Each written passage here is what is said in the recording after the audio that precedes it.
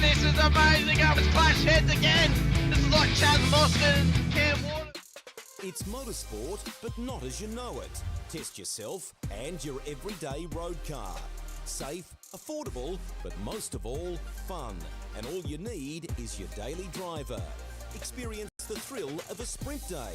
Race against the clock at a hill climb. Or test your reflexes with an auto test. It takes just 3 simple steps to get started. Get on the start line. Search Motorsport Australia Daily Driver today.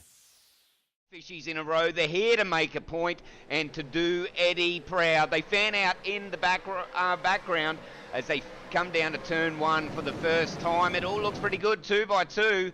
We'll stop the camera here. Oh, Eddie would be proud, mate. That was awesome run around turn 1. But, oi! Contact with the fishies! He's made it through. It doesn't look like Angus has made it, but Thomas Freeman's made it through, and Angus is going to suffer the crowd coming through there to be able to turn his car around. Woo. I love riding. It's a real social thing. There's a great bond between riders. Every weekend, I look forward to getting out there. It's a freedom like no other. Riding to work is a great way to start the day.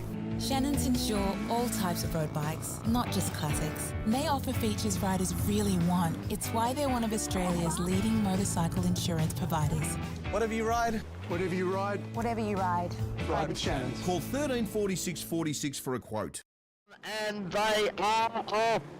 It was a good start from Dylan De Bono. I think Phil Vella got a great start there in the background as well. You can see already cars going 5, 6 wide as they're trying to find any semblance of space. They come into T1. So far we've got 2, 3 wide as they snake down. It's Michael Culture that's got around Dylan De Bono. A couple of cars going wide there. Was that a bit of contact in the back?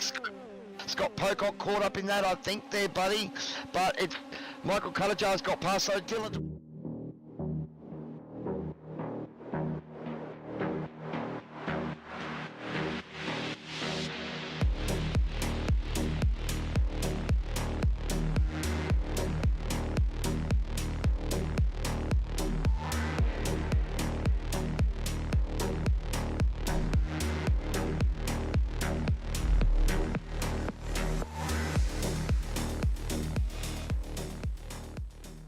light is coming out and we're about to get going, and we have a green light and a very slow start for the 86s, but they are moving out there on the grid. It would be very interesting to see exactly which driver can capitalise on this first lap. Just go through the grid. Look like Jamie Christensen had a really awesome start to get ahead of Dylan De Bono, and Doug Gowage also jumped his teammate as well, so unfortunately Dylan stalled the car a little bit more than what he preferred. But Weekend in, weekend out, Motorsport Australia officials are making waves. From waving flags, waving cars through pit lane, or responding to a wave for help.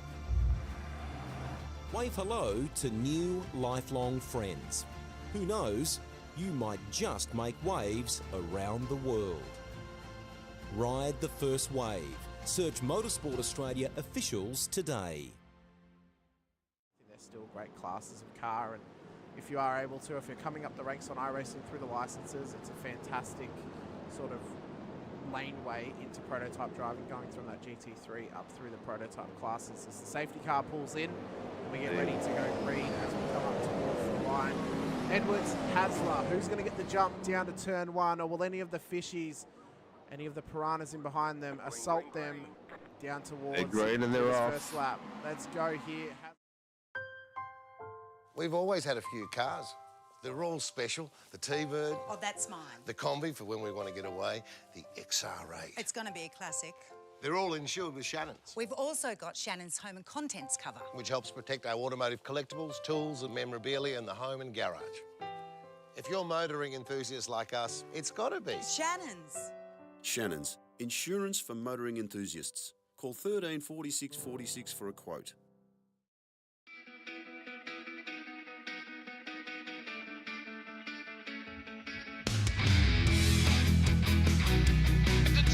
This is amazing. It's clash heads again. This is like Chaz Mostyn, Cam Waters. Almost the same situation.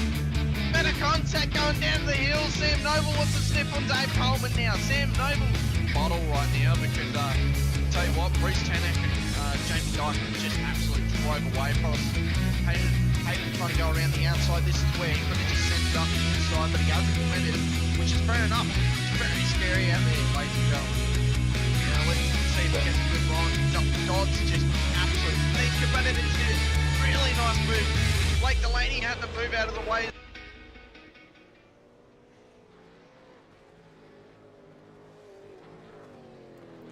Good evening, good morning, good afternoon, ladies and gentlemen, and welcome back to Sim Racing World TV. And welcome back into round number 9, the final round of Season 2 of 2024 of the Warren & Brown Tools V8 Supercars Super Sunday Series, where tonight we will crown our final ever Pro Classified Champion, as well as the final Pro-Am Classified Champion here for Sunday night. So I'm your commentator, Hamish Munro. I'm joined once again by Steve Sinkovic, who's currently in the background blowing his nose, so we'll give him a moment to reprieve himself. Big night of racing to come, though. Of course, the Pro Championship is pretty much locked out. All Jamie Dyke has to do is show up tonight, complete a lap, and he will win that title. But the other championship that is still on offer is the Pro-Am Championship. John Gallen and Andrew Cowan separated by 25 points. Cowie just has to beat John Gallen by 5 positions out there tonight, and he can claim it himself. Or John could do the double and win both Pro-Am titles in one season. Possibly the first time we've ever seen that happen. Steve, where do you see this one going between Cowie and John? It's going to be tightly contested out there tonight. We know that, Gallen only just won it on Tuesday. Oh, it's going to be tough. It'll be tough, but this could be the first time we have a champion win in class across 2 different nights, which would be quite spectacular on its own. I don't know, man. I don't know how it's going to go. He's quality driver. We've seen it on Tuesday nights, and Cowie is one of his competitors. Maybe he'll share it with Cowie. I don't know. I'd say good luck both years. Same thing that we can do at the moment. Of course, we're going to have 60 minutes of racing around this beautiful Belle Isle circuit. Had a little bit of chaos on Tuesday night. Not too much, though. Not as much as what we were kind of assuming there would be. But we have got 21 drivers out there tonight, so it's going to be a good big field. Slightly bigger, I think, than it was on Tuesday, if I'm not mistaken, Sincar. So good opportunity for some drivers to get some big points. A good opportunity for some drivers who haven't had the opportunity to race this season to actually get some practice in before next season, namely Darren Lobb, who gets to finally, after a heap of illness and unavailability, to be able to come and race, gets a chance just to showcase here tonight. He's allowed to race because he's not going to affect the Pro Championship at all. That's the reason why he's been given the opportunity to race here tonight in the final round. Yes, correct. Normally we would say, no, you got no chance in hell, but Mr. Dyke has just got to pretty much do 1 lap, and he's got it tonight. I've got the ladder on my little screen if you want to share that with the viewers. Yeah, mate. Jamie's sitting on 1,318 points, 121 points ahead of Bruce Tannock. So the minor positions are the ones that are the battles tonight. Bruce Tannock and Brad Doble fighting for second and third. Also close in that battle is also Troy Stone Street, but he would have to have an exceptional night above those boys to get them going. It's basically between Doble and Bruce. There's 8 points between them, so a couple of positions could take second, and then the other one would stop the third. In the AMs, we've got John Gallen with 25 points ahead, Andrew Cowan, and then Travis Daly, 92 points behind him. So Travis is pretty much sewn up the... not really. Alan Dawson is pretty close there as well. He's 48 behind him. So minor positions are where the battles are for second and third, but then there's a major battle, which is Andrew and John. No one could really get in there amongst it with those two unless something severe happened out there. But yeah, I don't even think something severe could happen. Really, I mean, it's impossible. It's actually, I feel like it's impossible to not finish at least a lap, because obviously if you tow back, you get a fast repair, then you just go out and traverse 1 lap, and you earn points. So I don't even think it's out of the realm. Got some chitter chatter going on, Andrew. Good evening, all. Let's go, Gallen. You got this. Fishy most of the comments should still say no for fairness. Yeah, mate.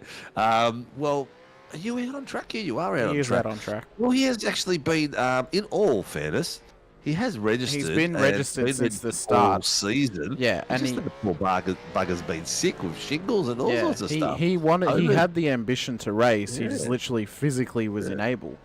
So it's not Jamie like goes, he's unless signed he up takes today. him out at lap 1. Jamie, I think you got more chance of Coleman taking you out at lap 1 than Lobby. Even then, it goes back to what I was saying of, even if he takes Jamie out lap 1, all Jamie has to do is tow back to pits, get a fast sprint, and do a lap, and he's still won. Yeah, this is true. Yeah, it would literally be if his power went out and he was like physically unable to get his rig back on and actually complete one lap. That's all it would take. But what can we say? There's going to be a lot of fun to be had. It will, mate. Of course, we have 2 rear of grids going into this race for cool-down procedure beach back at Watkins Glen for Will Brown and Reha Leonage. So they will be starting from the back of the grid for running out of fuel, not being able to come back on the cool-down lap, as Will Brown also copped his penalty for being pushed back to pits and actually got pushed in front of another car on the cool-down lap, causing a crash. So that's all. That's why both of them have been given their rear of grid penalties here tonight.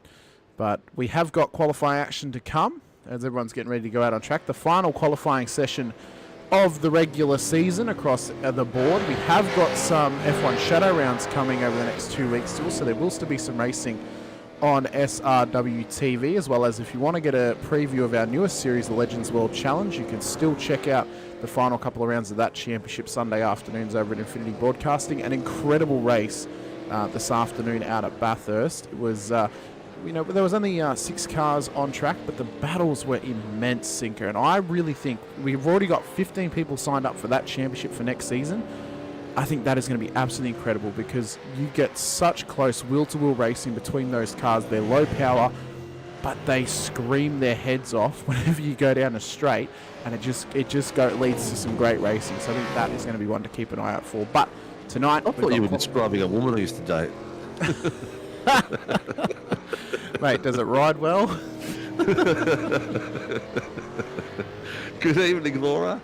Good evening, lads. Brad and I are watching. Good luck tonight, drivers. Good to see you guys out there relaxing for a change. Gerard Cifuentes, all the best, boys. Can't make it tonight, unfortunately. Let's go, Cowie. Yeah. That's a good way of, just like my way of changing the topic. Well, phenomenal way. Great. You're getting better at it, Sinker. Point that out straight away. Mate. So times are going to start coming in quick and fast soon.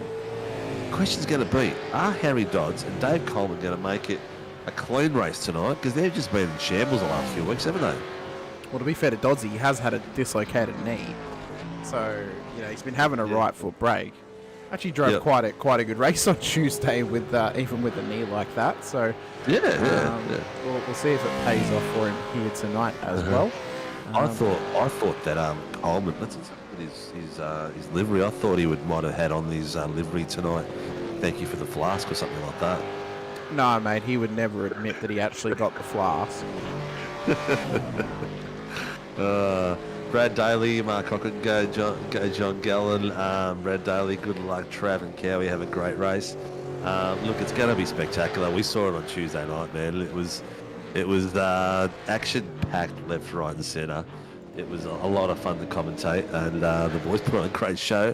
I don't expect anything less. Every time the Tuesday night boys have put on a show, the Sunday night boys have just upped it another level again. Yeah, I feel like tonight, I mean, they'll still be racing for sheep stations. It's all about bragging rights, all about just seeing what you can get out of it. And I have a feeling that a lot of the field will just be willing to have a good old scrap, have a good old battle for these positions. As Coleman has gone pole position, but immediately gets pipped by Brad Doble there with a 129.6. Delaney's gone P5, Cowan now P5, Doddsy's gone P4, Gallen P7. Time's coming in quick and fast for these drivers on their very first laps. Let's see what Lobby can do in his return to the series. Visma goes P3 with a 129.9 as Lob comes around to finish out this lap. It's not looking like a barn burner at the moment, but you have to expect that, being with the fact that he's been away from the rig for about 9 odd weeks, Sinker. Yeah, true, very true. But what have we got missing out there tonight? We've got missing out of the pros. Warboys? Warboys is not out there either. Yeah, so those boys are all registered for season. I believe they're all coming back for season 3. That is going to be a very, very fast grid, man. Leonage, Lob, Dyke, War Boys, Gamble. That's all awesome pace. Then you got your Bruce Tannock, Coleman, that are always popping their heads up in there and getting involved. And I mean, either of them can be fast on their night. Don't get me wrong, they are exceptional drivers. But it's a matter of getting them to lift that next level. We've got a top 10 of some absolute rippers that are going to be racing next season. Andrew Rushworth in the chat saying, Gallen was very happy I caused the second safety car on Tuesday because he was able to make it home on fuel. Otherwise, he needed to pit. Well, that's a little bit of a crash gate scenario there from Mr. Andrew. Sean Vanderbilt also in the chat as well, asking if Dylan Gray is out on field. Dylan is not out there tonight. Sean? No, he's not. No. He will be out there. I know he's starting next season. Who's this? Flavio Dallatoli, whatever his surname is. I might get it wrong. I probably have got it wrong. After 18 or 15 years out because of Crashgate with the Renault team, he's back as a key principal for Alpha for Alpha. For the Renault team. I couldn't believe that tonight. I thought, for Alpine. For Alpine. For Alpine, sorry, yeah. Oh, interesting. I'll get there tonight at some point. Heap of drivers out on track though. He's setting in some quick fast times. We're within the first 6 minutes of qualifying now. About 9 minutes to go here. It's more or less. I mean, we obviously care about the action on track, Sinker, but the championship battle that we are concentrating on is Cowie versus John Gallen. And which way or the other they're going to end up in this championship fight. Cowie's been fighting. They've got a bloody good show, I'll tell you right now. I think they will. But it'd be interesting to see how some other drivers go, possibly who we could see on the rise next season when it goes to more open format, and just see. Tell you what, if they're we're looking at one right now. We are, Mr. Doble. We are. Yeah, he has been rising quietly. He's been in the background growing with pace, just like I picked out on Thursday night, Mr. Dan Bartouche, just under the radar, just getting performances, hitting his strides, hitting his marks. And we know he loves street circuits from his interview last week, so he's probably had a good old practice out there and wants to finish this season real strong and come back next season and say, hey, don't forget about me, mate. I'm still out here and pushing elbows out and having a bit of rubber down on track and having a shot at the titles. Well, don't forget and as well. Saying that, he's in 2 purples. Oh, that's it. He's going to be on for a good lap here. He already sits provisional pole. Remember as well, if you guys want to get involved next season, registrations are open. They are open to our members already. Yes. Are we still running the $30 for 12 months at the moment, Singer, or has it gone back to 10 since it's half a year? It goes for the calendar year, so now they're just seasonal. But the registrations will be opening to public tomorrow. Okay. So I'll be putting it out on Facebook and on iRacing and everything like that. So the registrations will open up tomorrow. The regular drivers are all pretty much back and still signing up and still will keep signing up. So we're going to have a massive grid, which is going to be awesome. Visma on 2 purples, mate, and a green in the second. Oh, he's tearing it up a bit. He is. Oh, that's a big slide through there. That's going to be lap over. Cursed him. He gave him the Moz. Still got a bit of pace. He's only got 1 or 2 quarters left. Yeah, I don't know if the lap's going to be good enough though. He's brought it in. He's had to fix the car. Yeah. Unfortunately there for Visma. What could have been for him, Cowie pulls it up as well. Robert Crow out on track. He's currently ahead of Ty Delaney in the timing tower, as well as John Gallen and Steve Vella, but running it wide and putting it into a wall is not going to help you, Crowy. Oh, that's going to hurt him there. Tell you what, Ty had a bit of an off night on Thursday night in the rain. He was in all sorts, the poor fella. He was spinning and having issues. For those of you who haven't watched Thursday night's race in the 86s, get on there because the title fight was absolutely mega, and congratulations to the boys out there. It was so much fun to watch. Really, really good. Well, there's an abundance of Australian sim racing getting onto people's screens coming up in this season. Of course, SRW moving to a 6 championship calendar once again. Obviously, Vets is back with their 20th season. AOG Porsche Cup start up again next season as well. GSRC have got a heap of championships running across the week, as well as other leagues out there too, including F3A as well and others. So there's so much on offer now for whatever you may want to drive. I mean, and there's a heap of oval leagues and even dirt leagues as well. So much on offer now for Australian sim racing fans and sim racing participants, even for internationals. What more could you ask for, Sika? We're back into a boom period a little bit now for Australian sim racing. Wow. Have a look at my little screen. That's what you can ask for. I mean, we got another 10 minutes, 5 minutes, 6 minutes to go, but you'll have to shrink that a bit, mate. I will. GSR and Sim Racing World have You'll have combined to zoom out on it, Cinco. to have combined to. I'll tell you what. How about I just bring it up on screen for us? There you go. No, that still hasn't fixed it. Yeah. I'll Anyway. just get it up on screen.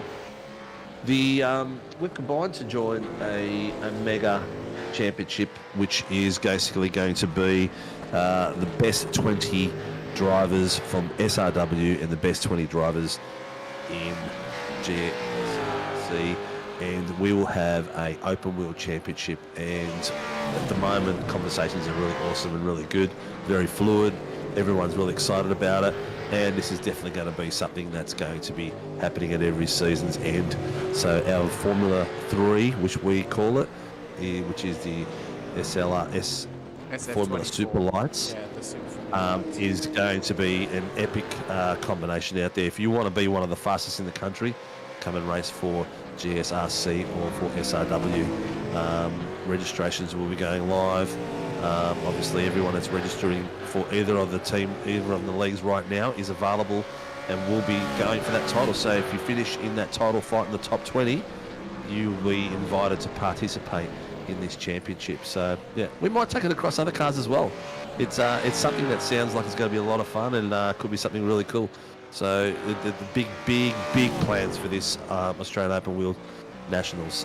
We want to take it not just nationals but abroad too. So watch this space, enjoy it. It's going to be fun. Back to the racing, mate. We have got 4 minutes left. Doble's still sitting on top. What's going on with our boy? Dykey's sitting in third. He's coming out for another crack. Troy Stone Street, he's got himself in a great position. Delaney is sitting on top of Coleman, Vismar, Bruce Tannock, Sam Noble, Andrew Cowan. Cowan, where is your counterpart for tonight? John Gallen sitting in 17th place. So we've got a difference of time between Cowan. It was a 1:31.27 and John Gallen of a 1:36.9. So only 4 tenths in it, which is really nothing when it comes to qualifying, but we'll see what happens once they go to the racetrack. Well, the old lob is back, Cinco. He's gone P3 on the road in qualifying with a 1:29.6, so he's finding his pace very, very quickly, and he's on for another one. He's on for a first sector purple as he comes through turn 3. Let's go on board with him. It's been a long while since we've had the South African assassin on track with us here in SRW. And we'll see if he's going to be able to get back. Do you like that, do you? South African assassin. That was a good one. Oh, but he's had to pull it up and ruin it for me. I don't know what Lobby's going to say. Oh, we'll see. Brad's race on Thursday with the vets was a smooth. Yes, Brad from the team SRW has actually entered the vets as well. So he had a pretty good night. I think we went from 38th to 18th or something like that in the third split. So first little foray in there, and the boys from M1 Racing are just helping him transition and get used to it. So we've got a car racing in another series, which is something new for us.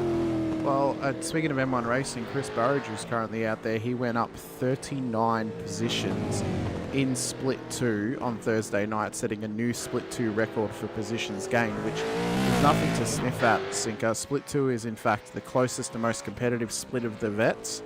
And, well, Burridge did an absolutely exceptional job. It was highly contested. The lead changed probably about 20 different times in that race, just from the top 5 having a battle from, end to end.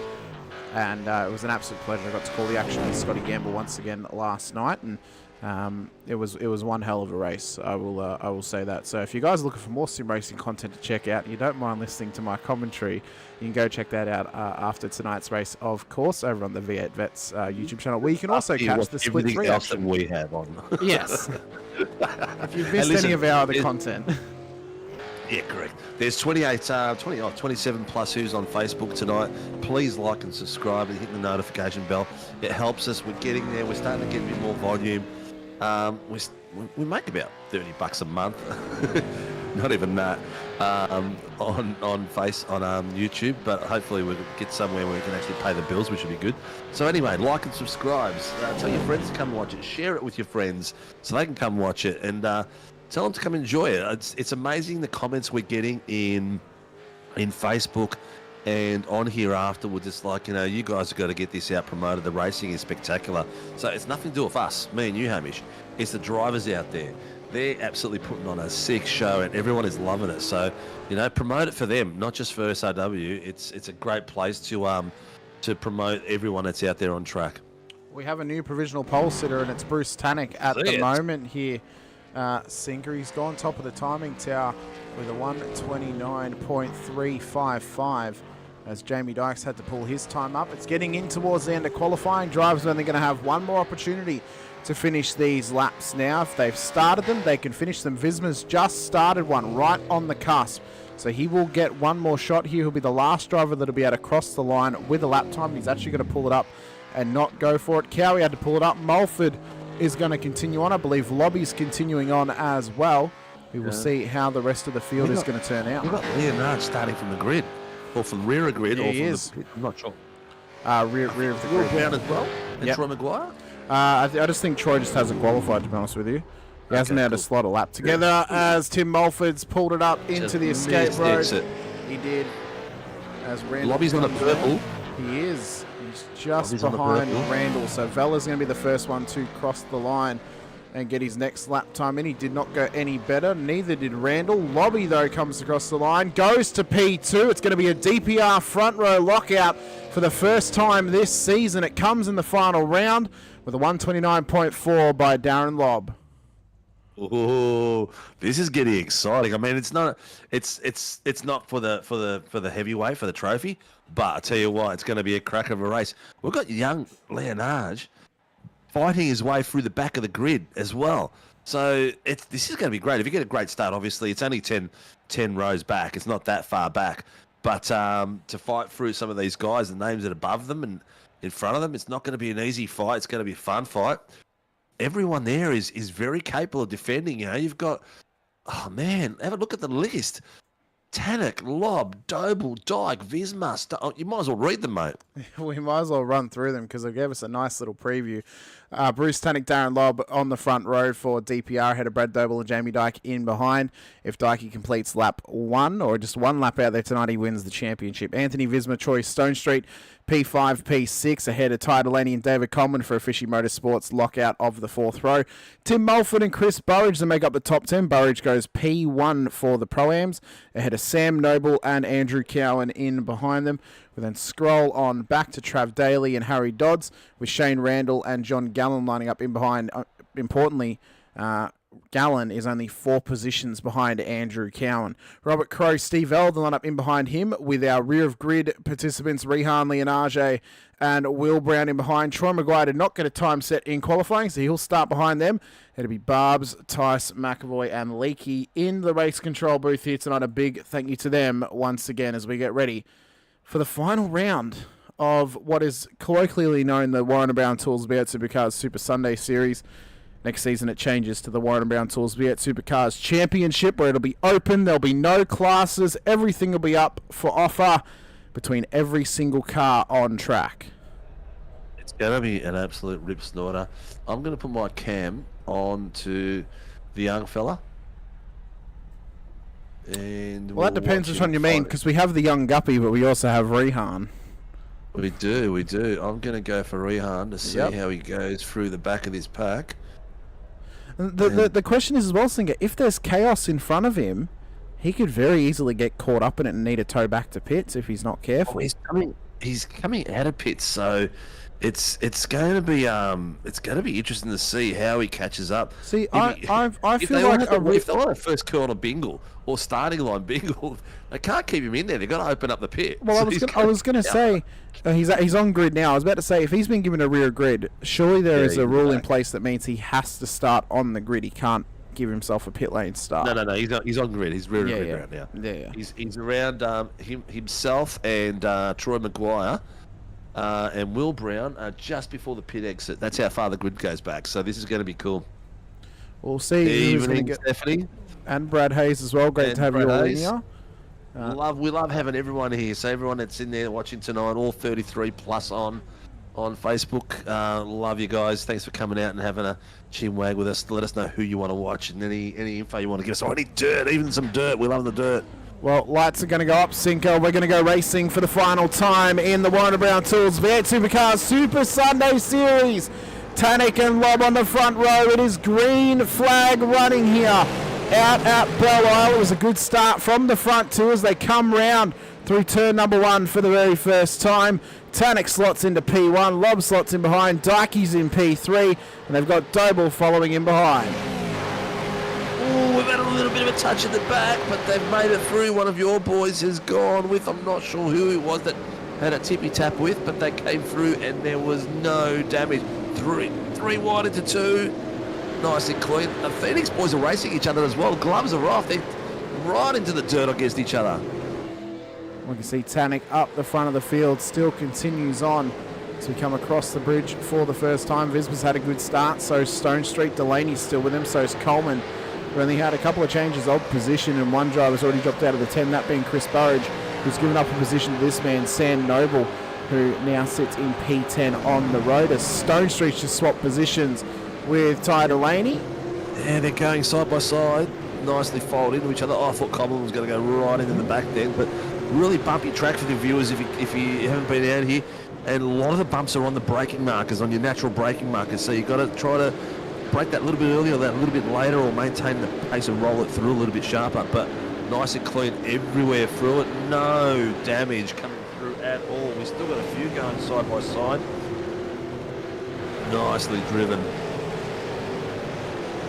As they come through Rotor City, Detroit Bridge, Rehan Leonage is already up to P15 on the road.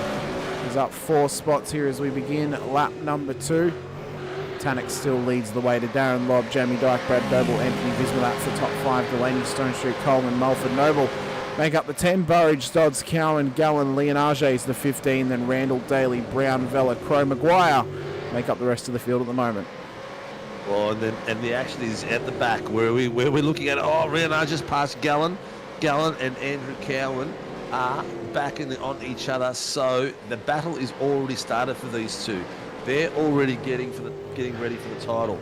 I'm going to give you a hot tip, Sinky. You need to change your stream thing to the actual iRacing, not from your browser. I already did, but obviously it doesn't like me. Apparently not. It's still... Oh, wait, no, I know the problem. Sorry, that's my fault. I still had the promo open from before. No, it's still on the calendar, actually.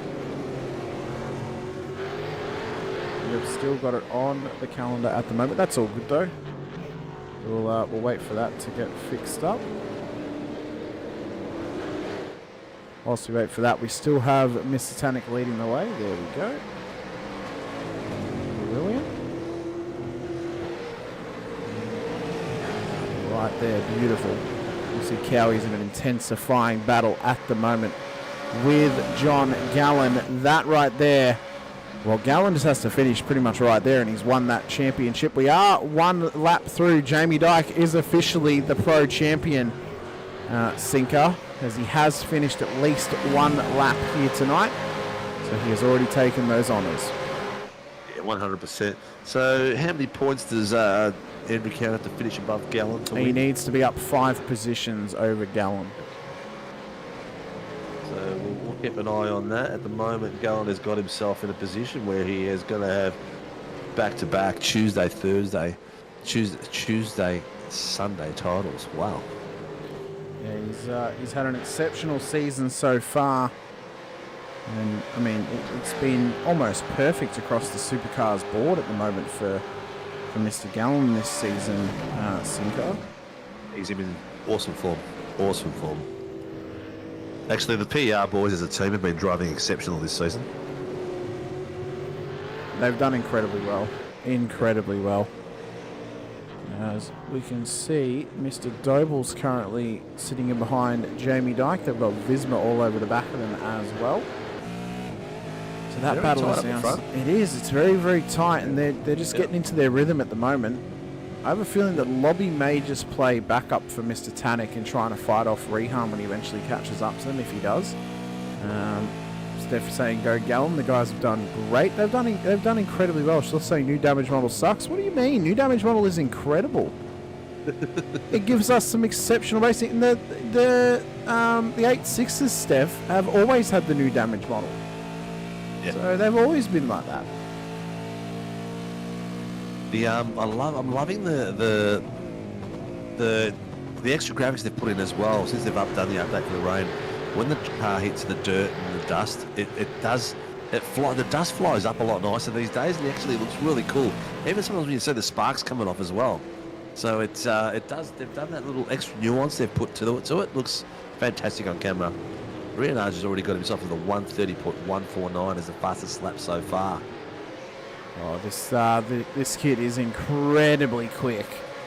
I mean, there's no other way to word it. Pretty much, he is just an absolute freak inside of a supercar. As Doble is sniffing right up the rear of Jamie Dyke. Visma though, putting some immense pressure on Brad here. He'll be looking to try and maximise on himself. Oh, I don't know why, but that's automatically clicked off your stream for me. I'll fix that up. Yeah, look at the Visma is really biting at the teeth to get through. Yeah, he is pushing super hard to try and get this over Brad Doble.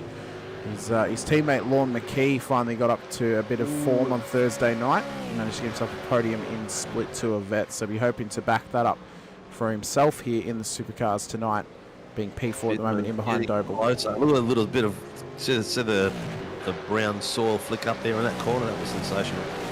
The boys are really very smooth. No one's taking any risky dives at the moment. And the timing tower is all orange and yellow all the way through, as you can see. There's a couple of white caps. Sorry to interrupt, Sinker. Visma down the inside of Brad Doble. Gets it done, heads on to the podium. And now, just off the podium, P4.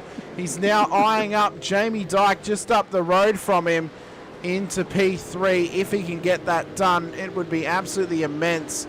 Do we think Dykey just lets him have it, knowing that he's already won the championship, Sinker, or is he going to fight tooth and nail for this for the bragging rights? Oh, look, he may let him go on the first hit. We've got a pit stop to come across. It was funny as you were mentioning the overtake. Gallen was having a dive down the outside of Cowie at the same time. So it was like, oh, where do you go with this one? This is unreal. So watching them.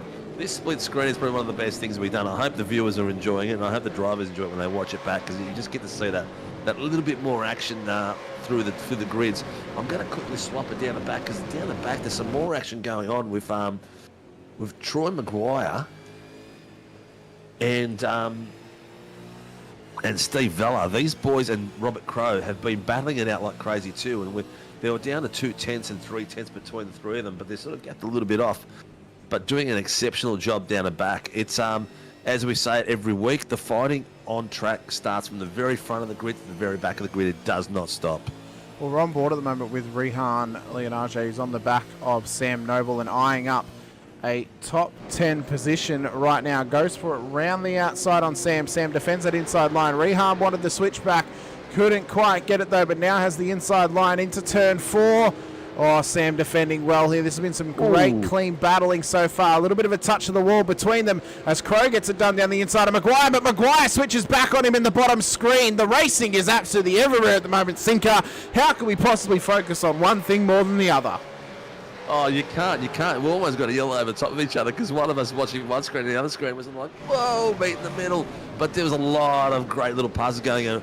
A few little tight kisses to the wall there, man, with this new model. I hope these guys are remembering that, the wheels, if you hit the axles, you're gonna lose your front wheels and or the rear axle, one of the two. It's all right in the middle of the car, but not so much the pointy end and the rear end. Oh, Maguire's missed his braking marker and managed to go straight through into that. His car looks all right. He's got a bit of a dip in the front of it. He's driving a Holden, so it doesn't really matter. It's a shitbox anyway. Well, this is how it happened. It was down the end. It was down the end of the back straight. It was a massive lock-up and then straight through into the runoff. Tried to keep it off the tyre barrier, but met the concrete. Oh, it's like he's trying to practice boxing with a punching bag and decided to hit the wall instead. Irene, that was. No, really wasn't. As you see, Rehan has still not been able to get past Sam Noble at this point. He's absolutely Great Wall of China-ing him. as he tries to get it round the outside, tries to get the drive off the corner. Noble's not going to let him have it just yet, though. Side by side into turn 4. They're still going on strong here. Rehan's going to have the inside line of the next corner. Gets it done and is inside the top 10. Nicely worked, nicely worked. He's doing an exceptional job out there. Let's have a look at this little battle here. I forgot that you were streaming my stuff and it was sitting on nothing for a bit there because the car that I selected wasn't on screen. But the battle, look at this, Gallen just taking the dive, taking a sniff on the inside on the bottom screen. He's letting Cowie know he's trying to take the wider line, but not quite effective through there. These bumps through that little bottom corner are crazy. They are absolutely punching it out here all across the field. It's a Detroit main event for us at Belle Isle. Behind Dyke. Have a look at it. It is just a train as Visma is trying to line this up. 4 10s, 4 10s, 5 10s, 5 10s. It is crazy. Did someone just go into pits just then? They did. Yeah, that was Dave Coleman. Dave Coleman. Yeah. Has he gone in for damage or has he gone in for a strat? I'm not 100% sure. Will Brown's been in there for a little while, so I actually think he may be out of this race. Maguire's in there obviously trying to fix up his car. I don't know if he's still in it. Visma is eyeing up a move on Dyke, not willing to go for it just yet at this moment in time, possibly waiting for a better opportunity, maybe trying to set a bit of bait for the fishy right in front of him to catch him in his, in his net pretty much at this point in time. As they continue on. Young Leonard is just under 2 seconds behind Troy Stonestreet and his teammate Mulford and Sam Noel behind him. They're following him through and staying on the back of him to catch up to Stonestreet. Once they do, that is going to be one massive bottleneck sitting behind Jamie Dyke, because Bruce Tannock and Darren Lobb are absolutely flying. They're going about 5 tenths, at the moment 3 tenths a lap faster, but they're doing some epic stuff, whereas Dyke is defending a bit here as well, so it's going to slow them down a bit too. Mate, they have clocked on to the flight centre end of financial year sales. They've bought a ticket, they've taken off, and they are on a flight to just the future at this point. They are 4.5 seconds ahead of Dyke. The gap is growing as well as Visma's putting all sorts of pressure on him. The bottom screen, Cowie and Gallen are still battling this thing out. It's not going to be long. Cowie is pushing those tyres too hard. The rear end is sliding a fair bit. Gallen's car's a little bit more planted, so I think if he keeps going at this level, he's going to burn them out. I've seen him slide out a few times the rear end go. Visma's going for it down the inside. Down at 3, gets it done. Doble gave Dyke a bit of a kiss on the rear end. Delaney had a bit of a wiggle as well. All of a sudden, Visma's on the podium, and Dyke is off, but still in the top 5 at the moment. That's, Gallen! Gallen ran it wide at turn 3. Oh no. This has opened this game up that we're talking about. He is 1, 2, 3, 4 positions behind Cowie. Cowie needs to gap him by 1 more. Hang on. Can we just confirm? It's 4 points per position, isn't it, Sinker? I will go to my file. If it is 4 points between positions, it means that Cowan needs 6 because they're 25 points separated. It is 4. I'm pretty sure it's. I was looking at it today, and I'm pretty sure it's 4 points per position. Okay, that means Cowie needs 6 positions. Yep. Yep. So Cowie needs 6 over him. As we look back up towards the front, Visma has now started to gap Jamie Dyke.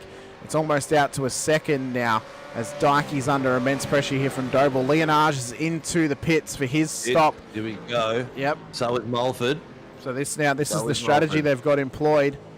As a bit of dust gets picked up through turn 1. Lap 10. That's going to give him 45 minutes of racing on one tank. Wasn't it? No, I thought it was a 2-stop on. Was it a 2-stop on Tuesday? I can't remember. That was a month ago for my brain. Oh my God. I can't remember, to be honest. I really can't remember. There's so much racing we've done in the last 9 weeks, and it's been spectacular, and it's gone so fast. It really is. It's crazy. All right, so Leonage and Mulford have come out in 17th and 18th behind Coleman. Because Coleman went in a bit earlier before, if you remember. Coleman went in lap 7. Harry Dodds followed him in at lap 8, but he got gapped a fair bit. So Leonage and Mulford have slotted in that gap between the two of them. Yeah, they've done well to keep their pace up over the course of that lap. They've had about an 11 and 13 second stop, so that's about, I want to say, 20 litres. I think they've put in on that stop. Miller says 2 stops on Tuesday. Thanks, buddy. That's what we thought. That would confirm that. Yeah. Yeah. So they've put in about 20 litres into that car. So they're probably looking at going to that. They're probably going to try and get to the 45-minute mark and then get another stop in, I would say. Yeah, definitely. Although they can probably make it to 40 minutes on this tank now, because they wouldn't have been completely empty. So they may go to 40 and then just do a 20-minute sprint to the end. Interesting thing is going to be, what's Cowie going to do as a strat? That's it. I don't think tonight is one of those nights where he rolls the dice and goes complete balls to the wall. He's got 6 positions to make up. He needs another 3. I think if he can get another 3 in his pit strategy, that could win him the championship. He's got to be very calculative and strategic about how he does this race, because at the moment he's got a 3-position buffer. He needs another 3 positions for the title. So Steph did say in the chat that Mr. Gallen was a bit nervous tonight about the fight for the title. So maybe a little nerves crept in, and that's why he went and missed his breaking point. But you know what? It's in Cowie's hands a little bit now. He's got to pick the right strategy. He's got clean air. He's got 9 seconds in front of him. But he's also got a fast approaching Shane Randall in behind him at the moment. Chris Burridge has had a crash up the road from him, and he is missing the front end on that M1 racing car down at the Continental corner as Cowie's coming up to the back of him now. This is how it happened for him in the 042 machine. So he'd already scraped the wall previously into the stadium section, and then as he came through, the car's just looking super, super loose, tries to get under brakes, doesn't want to turn in, and bang, straight into the wall. Lucky didn't get pinned there, because it would have been a safety car. He was incredibly lucky on that front, as he is now into the pits. Oh, no, he's pulled up. Yeah, he's pulled up. He couldn't make it back. He could not make it back. Safety car's been called. He can't get back. And he's right on the apex of that corner. Oh, here we go. The show is just hit the next level. This is going to give the boys at the front, they're going to catch them now. They had a fair bit of a gap. So this is now, Sinker, this is now going to open it up a little bit in terms of the strategy call. So we see here... I feel Cowie really needs to go balls to the wall and push. Damaged, yeah, it was full on damaged steering. He couldn't even make the next corner. Yeah, straight into the wall. I'll tell you what though, Cowie was very lucky not to get caught up in that at that point as the field comes past. There's Bruce Tannock leading the way. I expect these guys to come in. Tannock and Lobb have not pitted, but they are right now. They are now, yep. And I expect Visma to follow him. He is indeed. So now the one to look at is Coleman. The ones to look at, they are. Doble stayed out, interestingly enough. Ooh. So he did that the other day as well. He favours track position. What's interesting is, Sinker, Gallen played the same strategy Tuesday night. We had a safety car at a very similar point in the race, and he made the same decision to stay out, go for the track position. Tonight, though, he's come into the pits. And all of a sudden, Coleman he already had his pits on him. He came in on lap 7. Yeah. He's now all of a sudden P2 on the road. Leonage is now P3 and has track position over the rest of the field. Okay. So Cowie's on the hoist at the moment. Let's see how he comes out compared to Gallen. Where's Gallen on track? Hang on. He's in the pits. He's just dropped. Randall is actually going to come out still ahead of Gallen. He's not going to come out ahead of Cowie. Here comes Cowie. Are they coming out in the same order? They are. It appears that they are. They are, yes, they are. Same order. Oh, interesting times ahead. What's important, though, is Dave Coleman's now provisional leader of this race. And and their whole field's now bunched back up. All of a sudden, Cowie's job to make up 3 positions is or 4 positions now. Actually, there's only 2 between him and Gallen. It's now even easier for him to do that, Sinker. Because, why would you say that? Well, the whole field's bunched back up. He now has opportunity to actually get past the next car. Remember, there was a big gap between him and the next car? He was 5. He was 5 or 6 seconds behind. So it has opened up in Cowie's favour. But he's got to keep it smart. He hasn't got any pushovers in front of him either. He's got Sam Noble, Troy Stonestreet, Harry Dodds, and his nemesis, Ty Delaney. Well, what he's haven't also really been fighting that much this season. What he also has, though, is he has his former teammate who still practices with his team, Travis Daly, right in front of John Gallen at the moment for MSR. He's no pushover too. That's right, exactly. Randall's ahead of him. He's no pushover either. So it's not going to be easy for Gallen to get this done. He's really going to have to work for it here. This is going to be a tough ask for him. He's, although Cowie has all the work to do in the world, Gallen has work to do in terms of countering the work that Cowie has to do. So every position that Cowan gains, Gallen needs to make sure that he gains a position. Or every 2 positions that Cowie gains, Gallen needs to make sure he gains 1, just to keep making it a little bit harder for him. Well, it's the same scenario we've had all season with the rest of the series as well. It's come down to a couple of points. Nearly everything we've done Thursday night came down to a couple of points. Tuesday night the same. Well, Wednesday night came down to the fact of the top 2 in the championship both had poor runs, and P3 got the perfect scenario and won the championship. Yeah, well, Dylan DeBono had an incident, didn't he? And that sort of stopped him for the night. DeBono had an incident. Championship gone. Yeah, Gallo pushed the limits on his fuel, needed another safety car, and ended up having to pit for fuel. Roberts just ran a clean race and ended up getting the win off the back of it. So it was just a complete schmozzle in terms of, both me and Cowie thought it was going to be the Gallo or DeBono. We kind of we thought it's going to be, too far gone for Roberts now. He needs something extraordinary to happen. Well, it did happen. And he ended up winning. If you haven't seen that race, go check it out. Wednesday night's Formula 3 Nationals from Barcelona. It was incredible how that race and how that championship all materialized for us on screen. It went one way, it went another. Not even just for the pros, but for the pro-ams and for the amateurs. And there was no way we could predict it as the race went on. We were along for the ride, and it was extraordinary. It was the thrill ride of a lifetime. Yeah. And for those of you who didn't watch Thursday night, Team SRW Motorsports won the AM and the Pro-Am title. Bang, baby!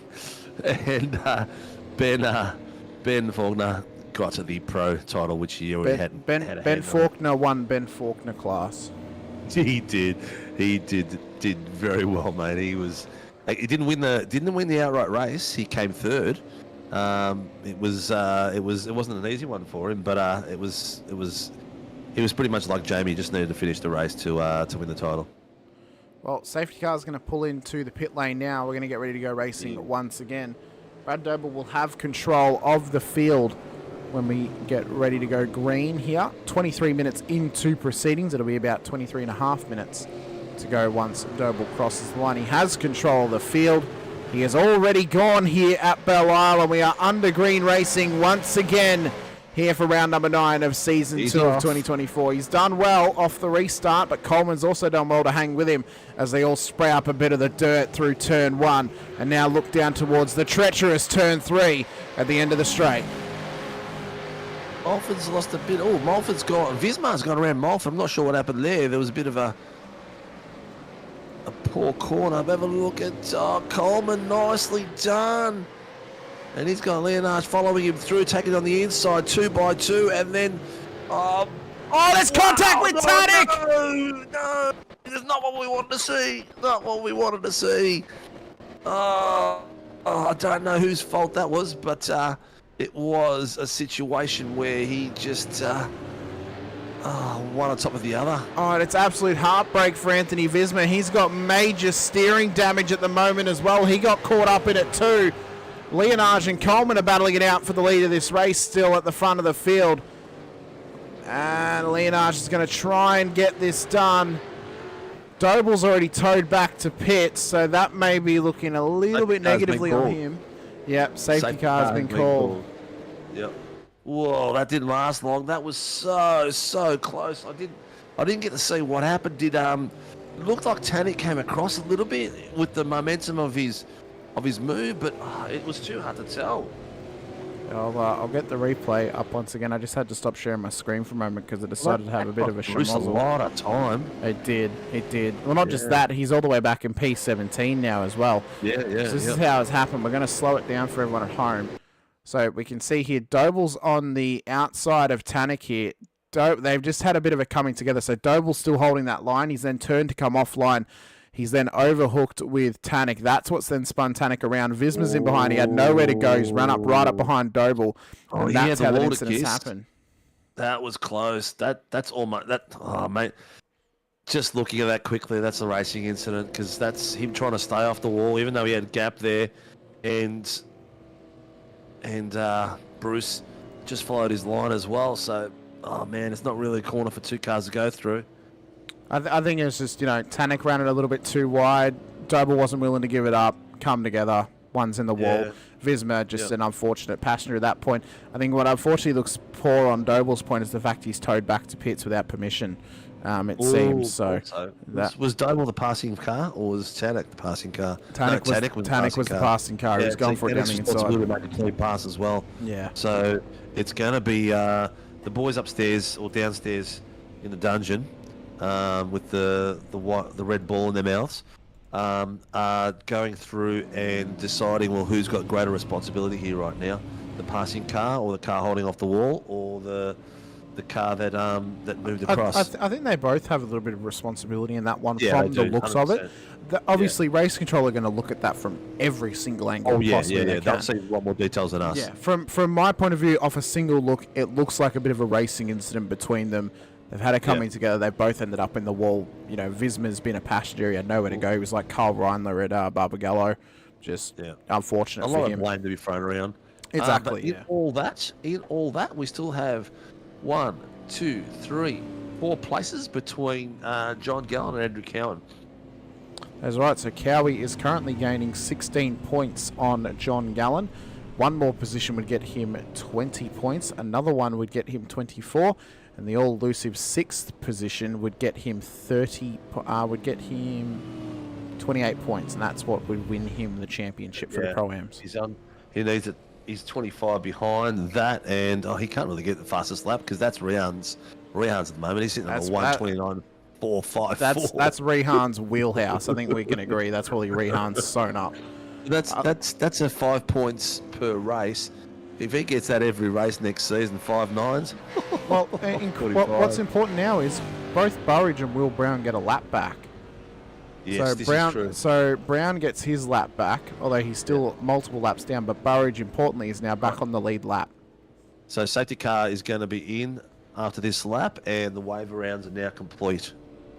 And we are now in the 27-minute mark of an hour race.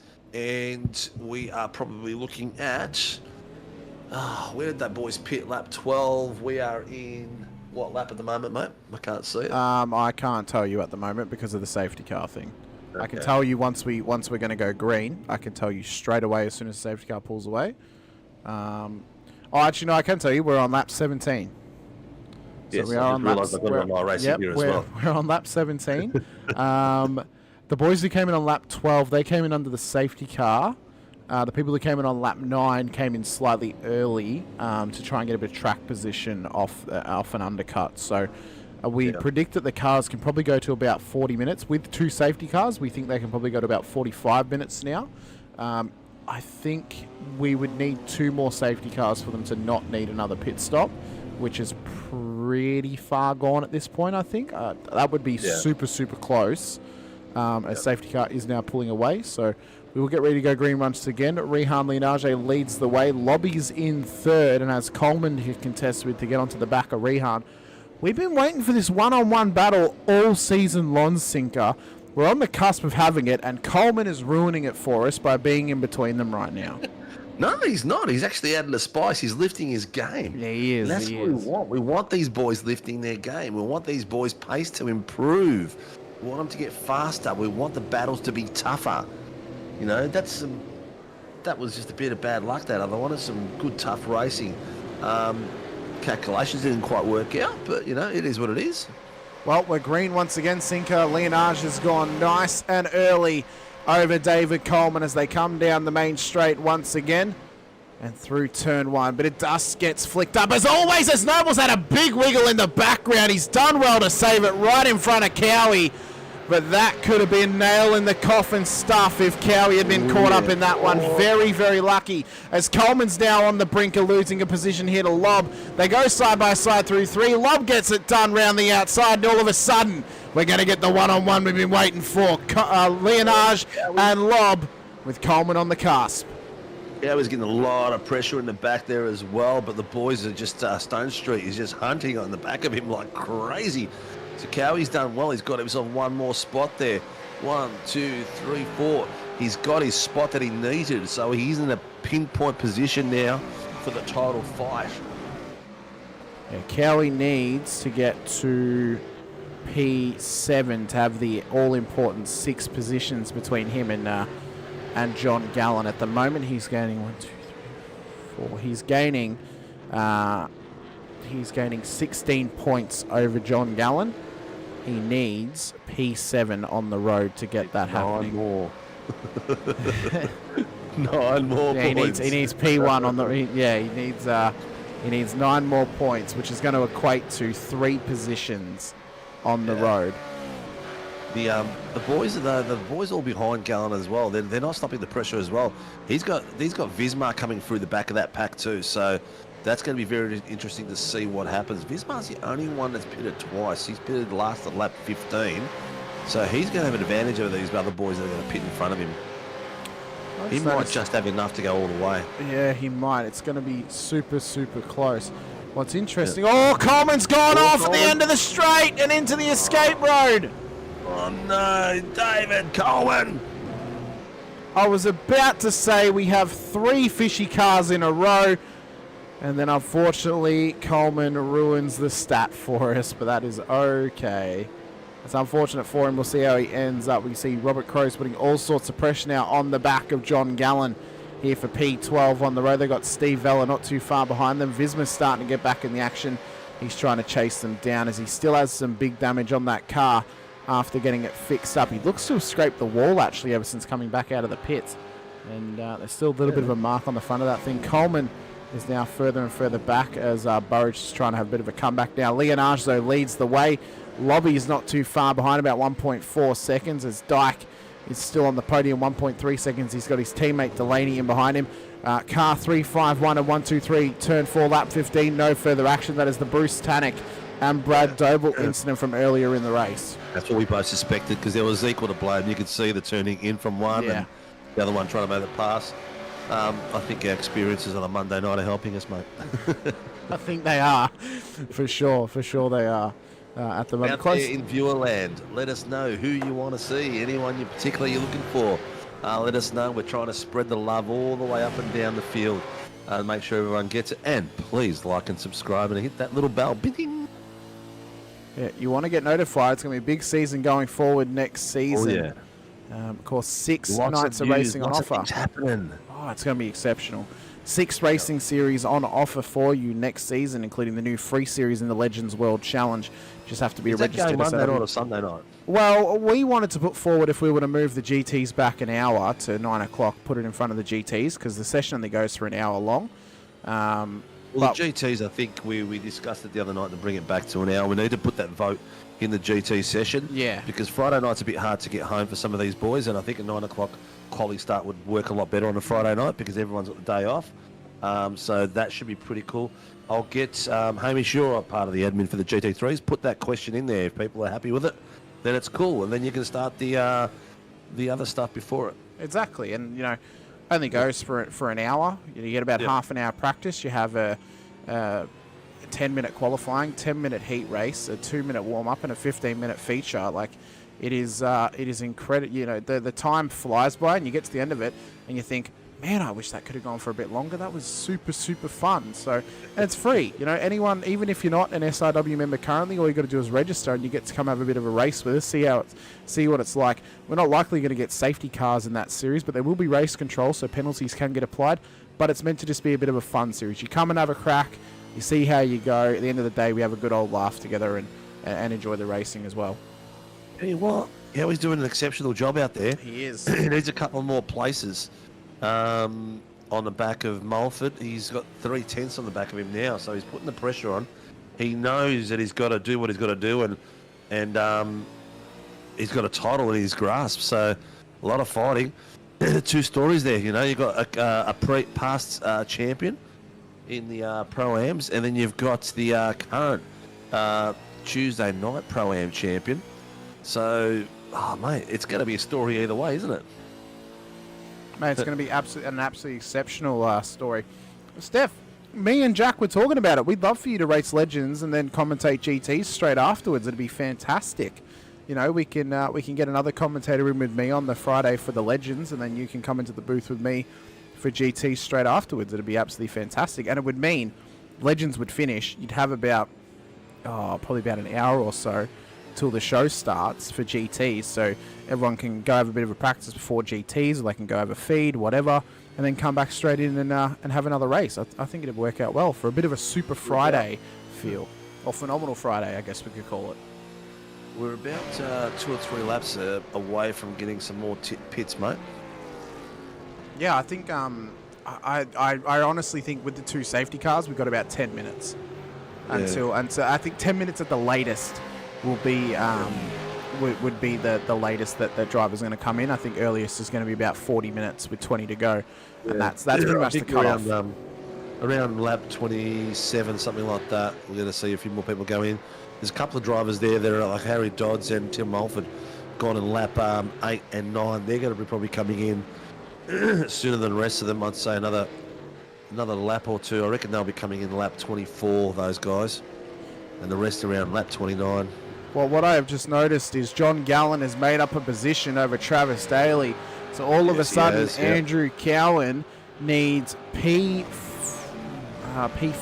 on the road. I think it is. Hang on, let me count. 1, 2, 3, 4, 5, 6. Yeah, P4 on the road to win this championship at the moment. So it is getting harder and harder for Andrew Cowan to win this Pro-Am championship as John Gallen is trying his darndest to become the first to be the double Pro-Am champion in an SRW season of Supercars. That would be the undisputed title.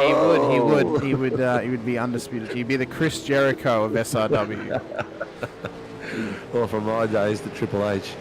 Well, Chris Jericho was from then. He was the first undisputed champion. Yeah. Excuse me. Except a lot of my memories of WWE, WWF have gone, mate. You had too much CTE from it. Too many headshots with a steel chair. Yeah. Vivas, get the table! Oh, we had some fun back in those days. Jeez, we used to wreck some furniture at home. Mate, I broke my own bed. Oh, I've just noticed, though, John Gallen is dropping spots. Why is John Gallen dropping spots at the moment, Sinker? He's had to tow back. What has happened? Oh, no! No, he's entered the pit. No, he towed. What? Oh, he blew his engine! Oh, he's hit the wrong button. John Gallen blew his engine back to pits, and instead of calling for a tow, he's towed back automatically. John Gallen's going to get disqualified from the race, and Andrew Cowan's going to... He won't get disqualified. He'll have drive-through. Drive-through. You get a drive-through for not... You'll get a drive-through for not calling in... for not calling the tow in, so you'll get a drive-through for that. That's pretty much... Unless Cowan does something really, really stupid, that's pretty much Cowan's championship now. That was probably a little bit of nerves there by John Gallen, I reckon. What has happened? The tow by accident. What has happened? Yeah, I'm not sure what has... Well, he's blown his engine. Yeah, he's blown his engine, so... Yep. He's blown his engine, and then he, in the panic of it all, he's hit the tow button by accident instead of the mic button, which I guess it comes down to nerves as well and panic in the moment. Well, here we go. Pit strategies are in. Rianage has gone in, Stone Street and Harry Dodds. So I will get my camera out on the young fella. Where's he gone on my list? Here he is. He's in the pits. No, he's already out. Whoa, that was quick.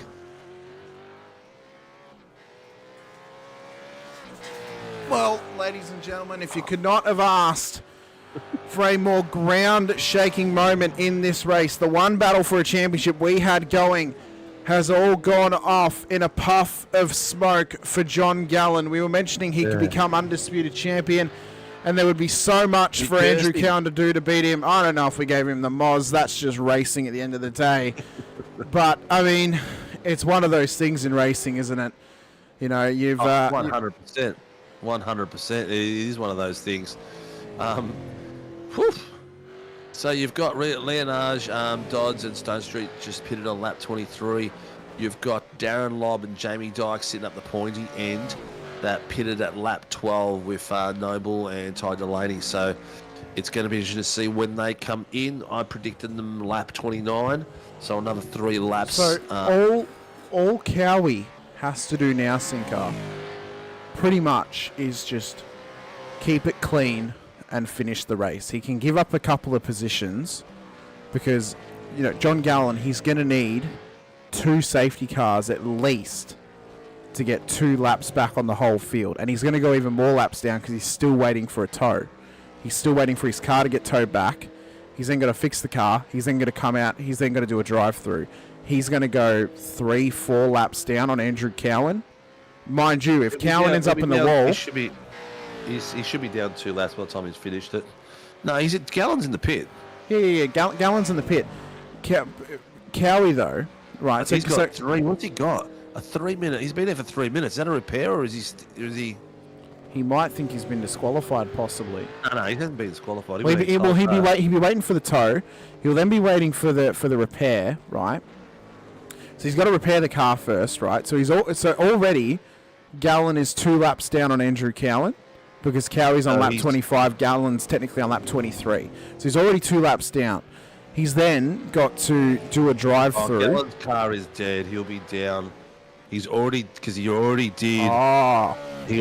his first repair. Yep. So he's got a DNF. Tyson has said, he'll be down as a DNF. So at this point... He without permission. Yeah. But towing without permission is not a DNF, no. I thought it was. Towing without permission is a drive-through. I thought it was a DNF because it was formerly a disqualification. No. Towing without permission is a drive-through, but he would have blown his engine. That's why the engine's on repairs. Well, so he's still up on the hoist and repairing. So like Brad Doble, he towed without permission. He hasn't gone back out on track, and that was on lap 15. Why? He hasn't gone back out there. No, he disconnected. He manually disconnected. Okay. So he just threw the... okay, I see. Yeah.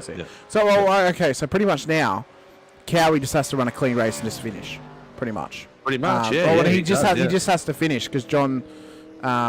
because Tyson's saying he would... drive through or pit lane start if doesn't re-enter. Okay, thank you, Greg. There you go. So that means that... because Gallen's going to DNF, it means he gets no points, and it means... does he get points with DNF? He would because he's done a lap. Yeah, but he's that far behind. It's ridiculous. Yeah. He can't possibly get within 6 places of Cowie. No. I'm thinking of if Cowie were to have an accident but would actually finish the race. How many positions would he still need? It's going to be ahead. Yeah, exactly. Still gets points. Okay, yeah. So he still gets points. He'll get 20 whatever it comes at 21st points. Yeah, 18th, whatever it is. Yeah. Depending on who's part. Yeah, he'll probably get 18th, whatever it is. Be 19th because Will Brown's still circulating, so he'll probably get his points. He'll probably get his laps back. Yeah. Okay. All right. Yeah, exactly, Steph. He went to push talking probably with nerves because of the incident. He was trying to get back on track quickly.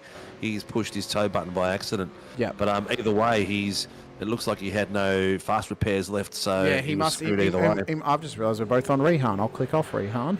Yeah. So it likely means that, well, even if he had requested the tow and got given the tow, it would have been a safety car, but he would have had too much repairs to get back out on track anyway, so it wouldn't have mattered. All right. As per on cue, lap 27, these boys are starting to pit now. Well, I tell you what, Coleman's in a bit of strife. He's had some big damage on this Fishy Motorsports car. He's already used a fast repair. This may be Coleman's night done and dusted. He ended up in the wall already. So this is earlier in the piece. Mr. Gallen is out there. Sorry to see it happen, mate. It's one of those things I've done it many a times. Pushed the wrong button and went to tow. I believe you already burnt your first fast repair. Is that why the car took so long? Yeah, I believe it was. Yeah. So Coleman had already ended up on the wall as well. He copped a bit of damage. This may be race over for Coleman if he has to bring it in to repair this thing.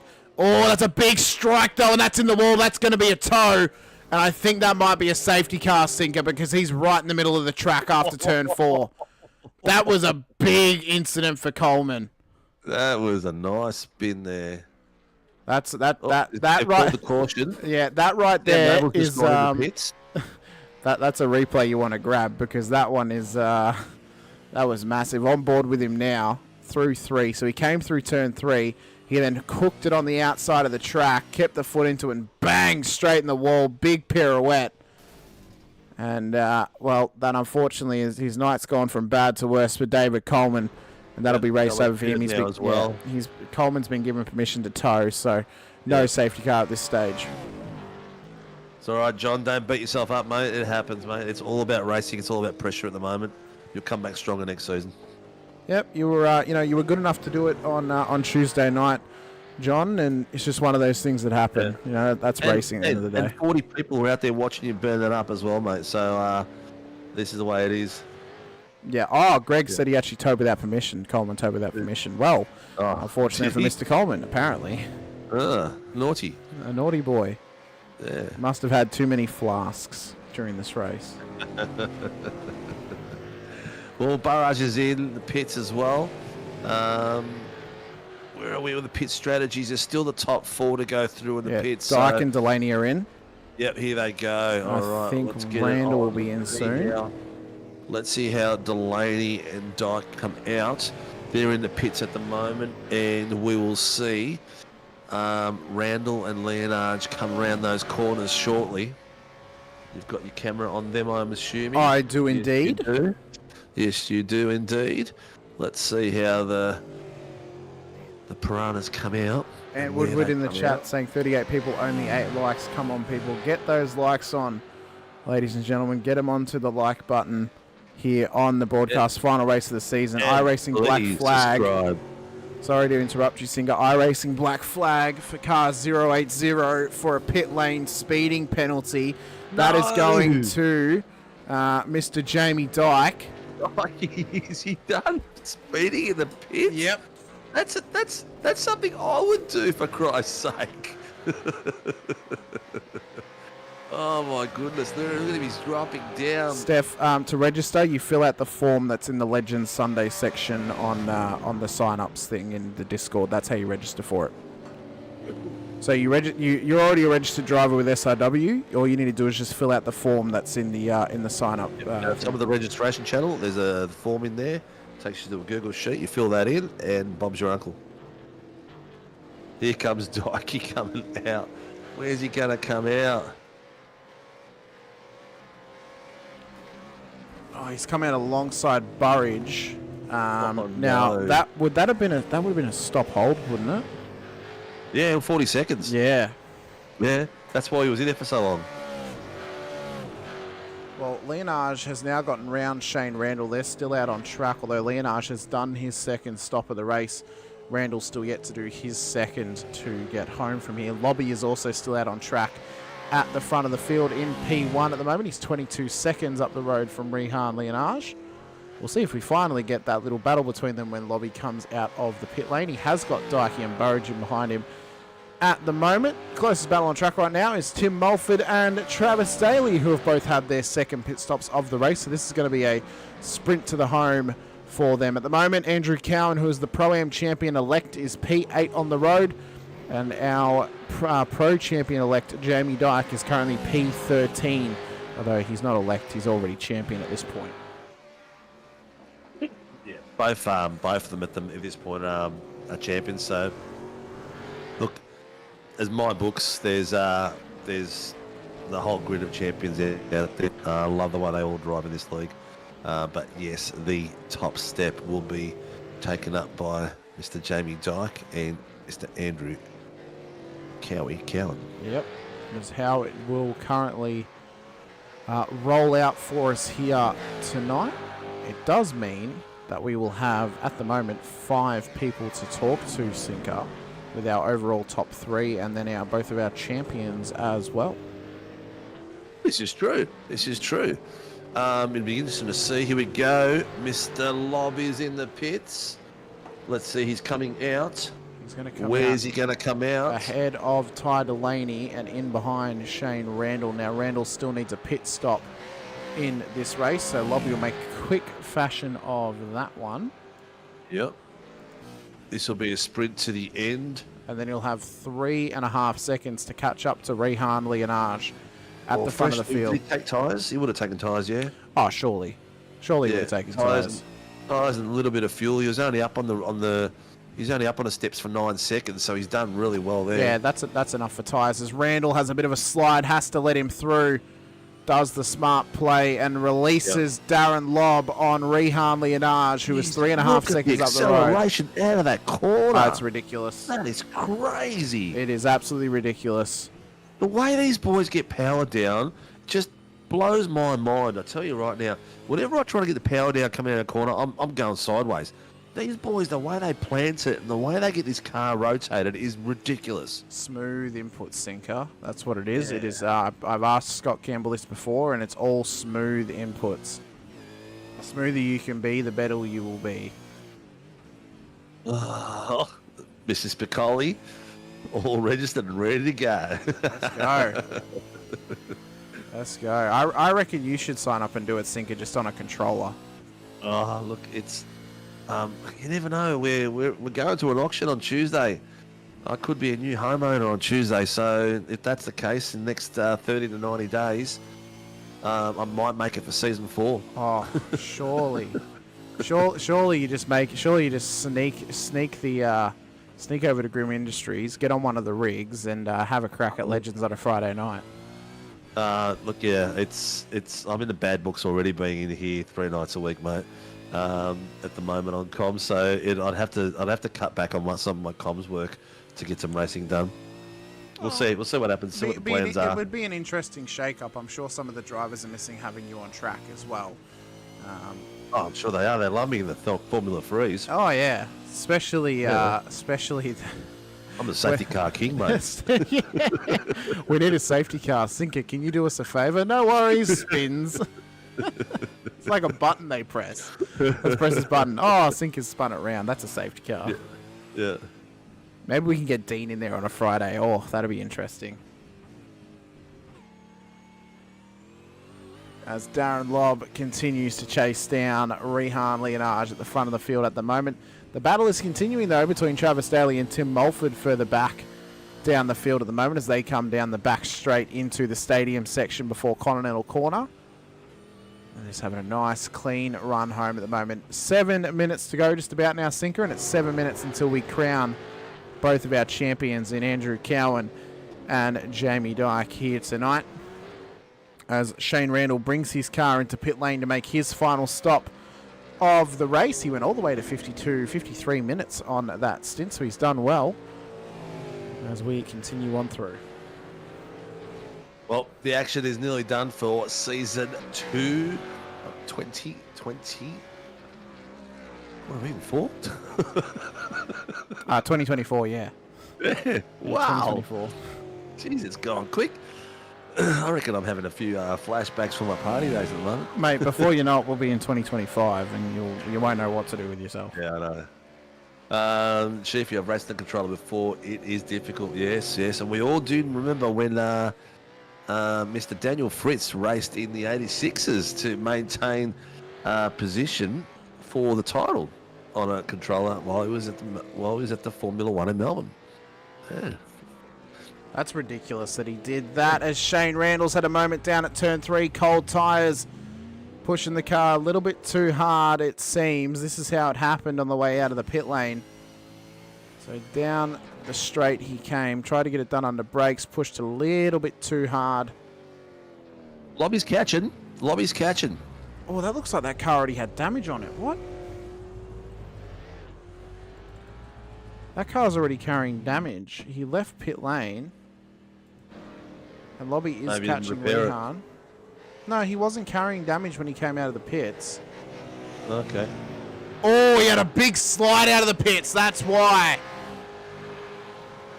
Oh, that is a big, big moment out of the pits. Oh, yeah. Oh, that will explain why he couldn't make the next corner. His steering's broken, and he's trying to get it back to the lane now. Stone Street's into the pit lane as Randall has had another crash in the background. He's just trying to nurse it back at the moment, trying to stay out of other drivers' way. But Rehan is 5 minutes away from another race victory, but he has a fast approaching Darren Lobb, who is 1 second behind him at the moment. Are we going to get this battle finally happening in the final 5 minutes here, Sinker? We could have. It's going to be a killer. He took him a while to catch up, but he has. If any of you guys in Queensland know of a driver who's a P-plater, who drives a little bluey silver Golf, he has got the registration of 0 SRW 0. I saw What a that. legend. What a legend. Lobby has taken his time to get there, and he's Randall just slowly trying to get back. Yeah, he's trying to nurse it back at the moment. So he doesn't call a safety car. Well, they're not going to call it now no. anyway. We're within 5 minutes to the end, but I think he's just they trying can to still nurse call it. it. It's not actually a written rule. It's Oh, just okay. that they try to avoid it. Yeah. But here we go. Is Lobby going to have a hunt for the last few corners? What have we got left? We've got 4 minutes left. 4 minutes left. 4 And the minutes battle to we've go. been waiting for. Lobby off his bed. Back on track. This is probably what Leonardo's been waiting for too. I think so. I think about what it could be like next season with the likes of Gamble and Warboys in the field more consistently as well. Warboys, Matty Stewart, Jamie Dyke. Imagine we get Freeman out there as well. I'm going to break his wrist. He's going to be out there. I'll tell you right now. I'll sack him. He's a local boy for me too. He lives near around the corner. He lives a couple of suburbs away. I know where you live, Freo, all right? I know where you live. Look at this go. Leonardo's rear end's having a bit of a dance here and there. Tell you what, Lobby's going to be one of the smoothest drivers I've seen. Absolute weapon. He's as smooth as butter as Lobby, you mean? Oh, yeah. He just has a way of... He's as smooth as butter on it. I feel it just as it's starting to slide off the edge. I had Scotch fillet for tea. It was very good. Too. Yeah, he had a bit of garlic butter on that one. It wasn't just regular butter. Bit seasoned. Here we go. Start lap 36 now. 2.5 minutes left. Sinker for Lobby to get this move done. And the battle is commencing between them at the front of the field. He's got himself top step of the Pro-Ams tonight. So Pro-Ams top 3 tonight is Andrew Cowan, Travis Daly and Robert Crow. Awesome little job there by those boys. So Cowie has finished on the top step for the Pro-Ams. Little fist bump for me to have one of my drivers on the podium once again for the Pro-Ams. Yes. 2 weeks in a row. Very good. Daly is in... Oh, that's P2 for Crowie now. Let's go. Daly's in the pits, yep. I'm double checking that. Crowie doesn't need a pit stop. He's all right to the end. Yeah, he pitted at lap 26. Yeah. I'm allowed to have my own little cheer squad once in a spot to while. make a pass here, and it's a tight little track to make a pass, especially when you're both on pace. The problem is the only not real much opportunity, the only real opportunities you have are in the danger zones of turn 3 and then out of the bridge at turn 6. Yeah. So it's like you've kind of got to force the issue a little bit at some of those more, pucker moment corners. Yeah, we'll call Nike's them. back in the pits again. Oh, I think he knows. He knows he doesn't need to go any further at this point. He's just sitting back, having a mocha dare iced coffee, and sipping on success. With just over a minute to go on this race, it'll be white flag lap this time by, as Lobby and Leonard, the double L, put some battles on for the W at the front of the field here tonight in an alphabet affair for the win of the final race of the season. Little bit of a slide though from Leonard. Lob looks to take advantage. Giving him a sniff. Wants it down the inside at 4. They're too wide at the moment. Great little tap from both of them. He's got the momentum, Lobby. He's really got him going. If you can stay at wide. Oh, a bit of love there. A little bit of TLC between them, and they look to continue the battle down towards the end of the lobby's not happy with that one. He's giving him a cheeky flash. The South African assassin wants to get this thing done on the young gun in Rehan Leonage. Into the stadium section they come.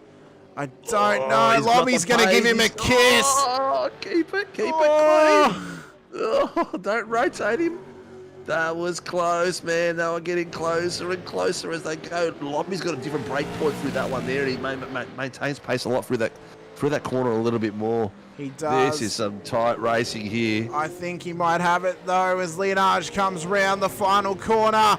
He's going to take victory in the final race of the season. Only 0.2 of a second ahead of Darren Lobb. Here for the top two here tonight at Belle Isle. Delaney's going to come round. The young Guppy on the podium. We've got an average age of about 12 years old on the podium here tonight as Ty Delaney finishes in P3 ahead of Sam Noble back in P4. Dodsy's going to make up the top 5 when he crosses the line. And then in behind him is the man who had a championship battle to the death. But it is Andrew Cowan who has survived, run a clean race for himself.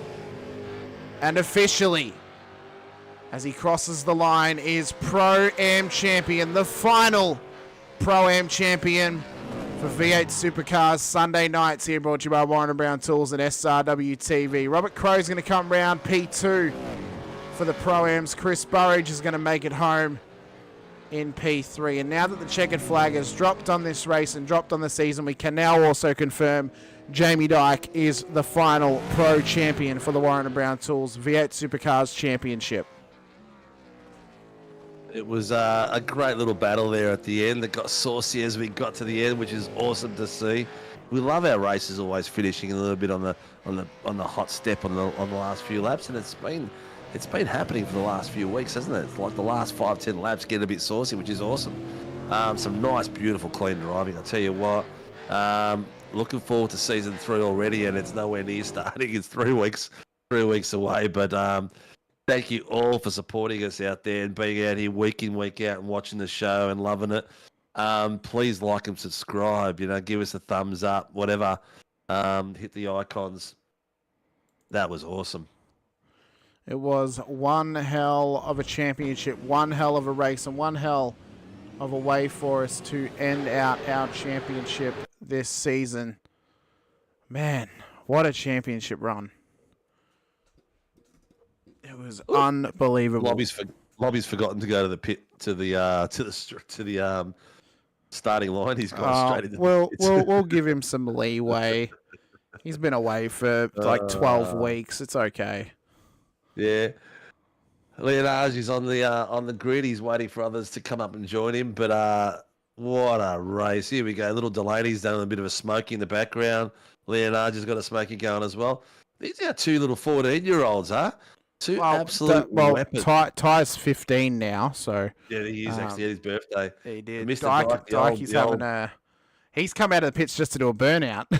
Yeah, he has, yeah. He's got to celebrate his title, doesn't he? He sat there for 2 laps to save the fuel so he can come and do a burnout. Gotta love it, don't you? You gotta love it. Dykey's saying can't watch burnouts on replay. We've got the burnouts in the bottom screen, Dykey. What do you mean? We've got them going. Yeah, all there. Can you put yours on blimp cam syncer so we can get all the burnouts happening? Yeah, I've got a few of them going. I've got on cam 3 at the moment. Blimp cam might be a bit too far. There we go. Maybe TV 3 be a better option. Maybe there we go. There he is. TV 3's going. Yeah. As we wait for our podium finishes to come in here. McAvoy's in there with Cowie already. Do we want to drag Cowie in here and congratulate him on his championship? Yeah, let's do it. He won the Pro-Ams. I mean, he's the first person we're going to talk to anyway. We might as well drag him in and have a chat to him. He doesn't want to speak to Tyson, does he? What for? What do you want to waste your time speaking to him for? Why would you want to do that? Yeah. Why would you want to talk to Tyson McAvoy right now, mate, when you can enjoy these fantastic viewers out there and celebrate a championship? How are you, Mr. Cowan?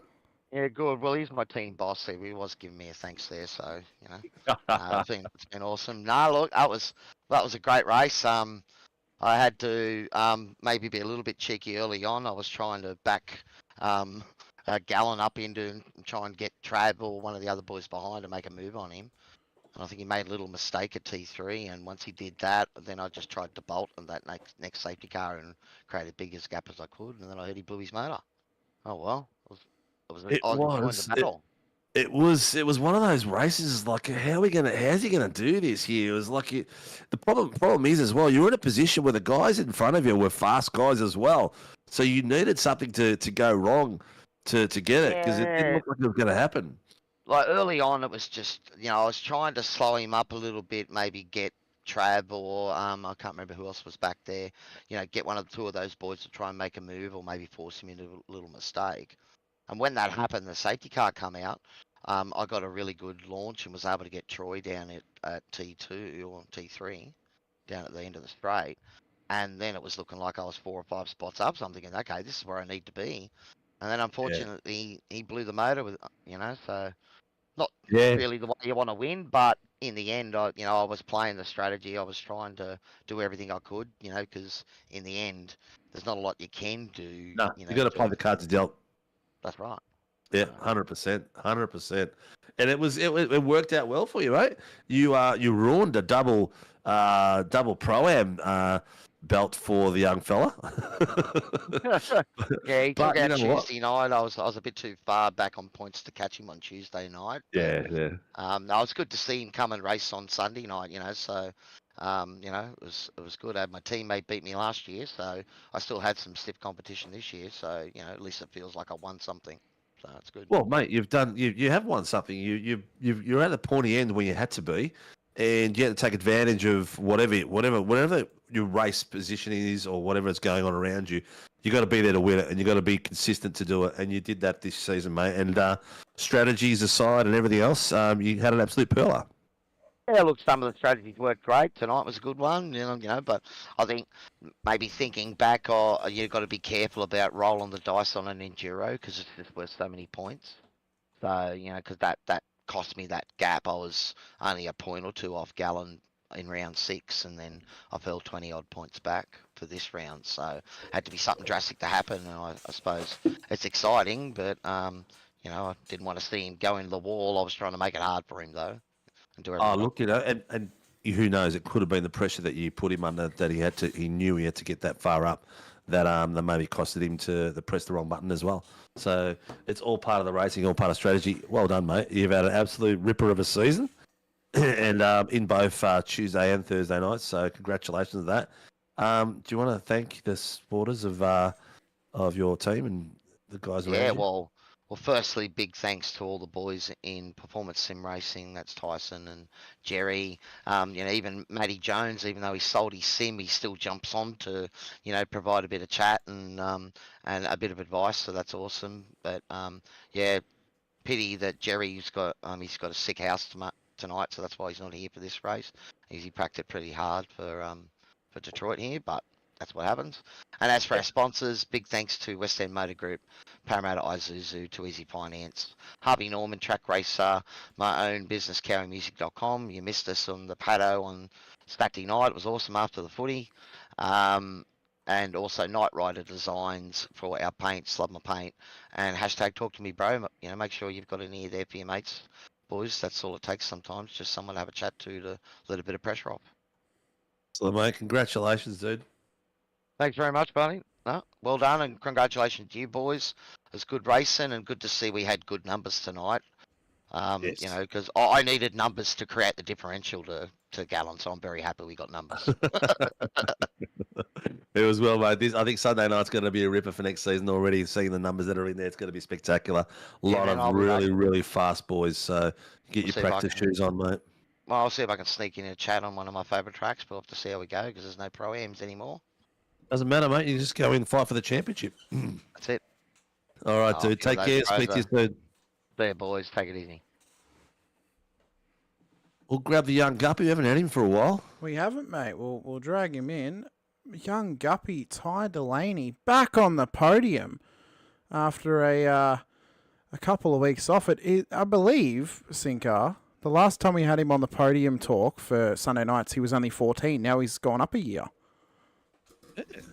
Yeah, I believe that is is true if my math is correct. Oh, +1. I've got to turn you up. You're very, very low there, Ty.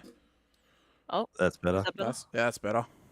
Yeah, I have actually +1 year, so that's not amazing, but His voice has gotten deeper too.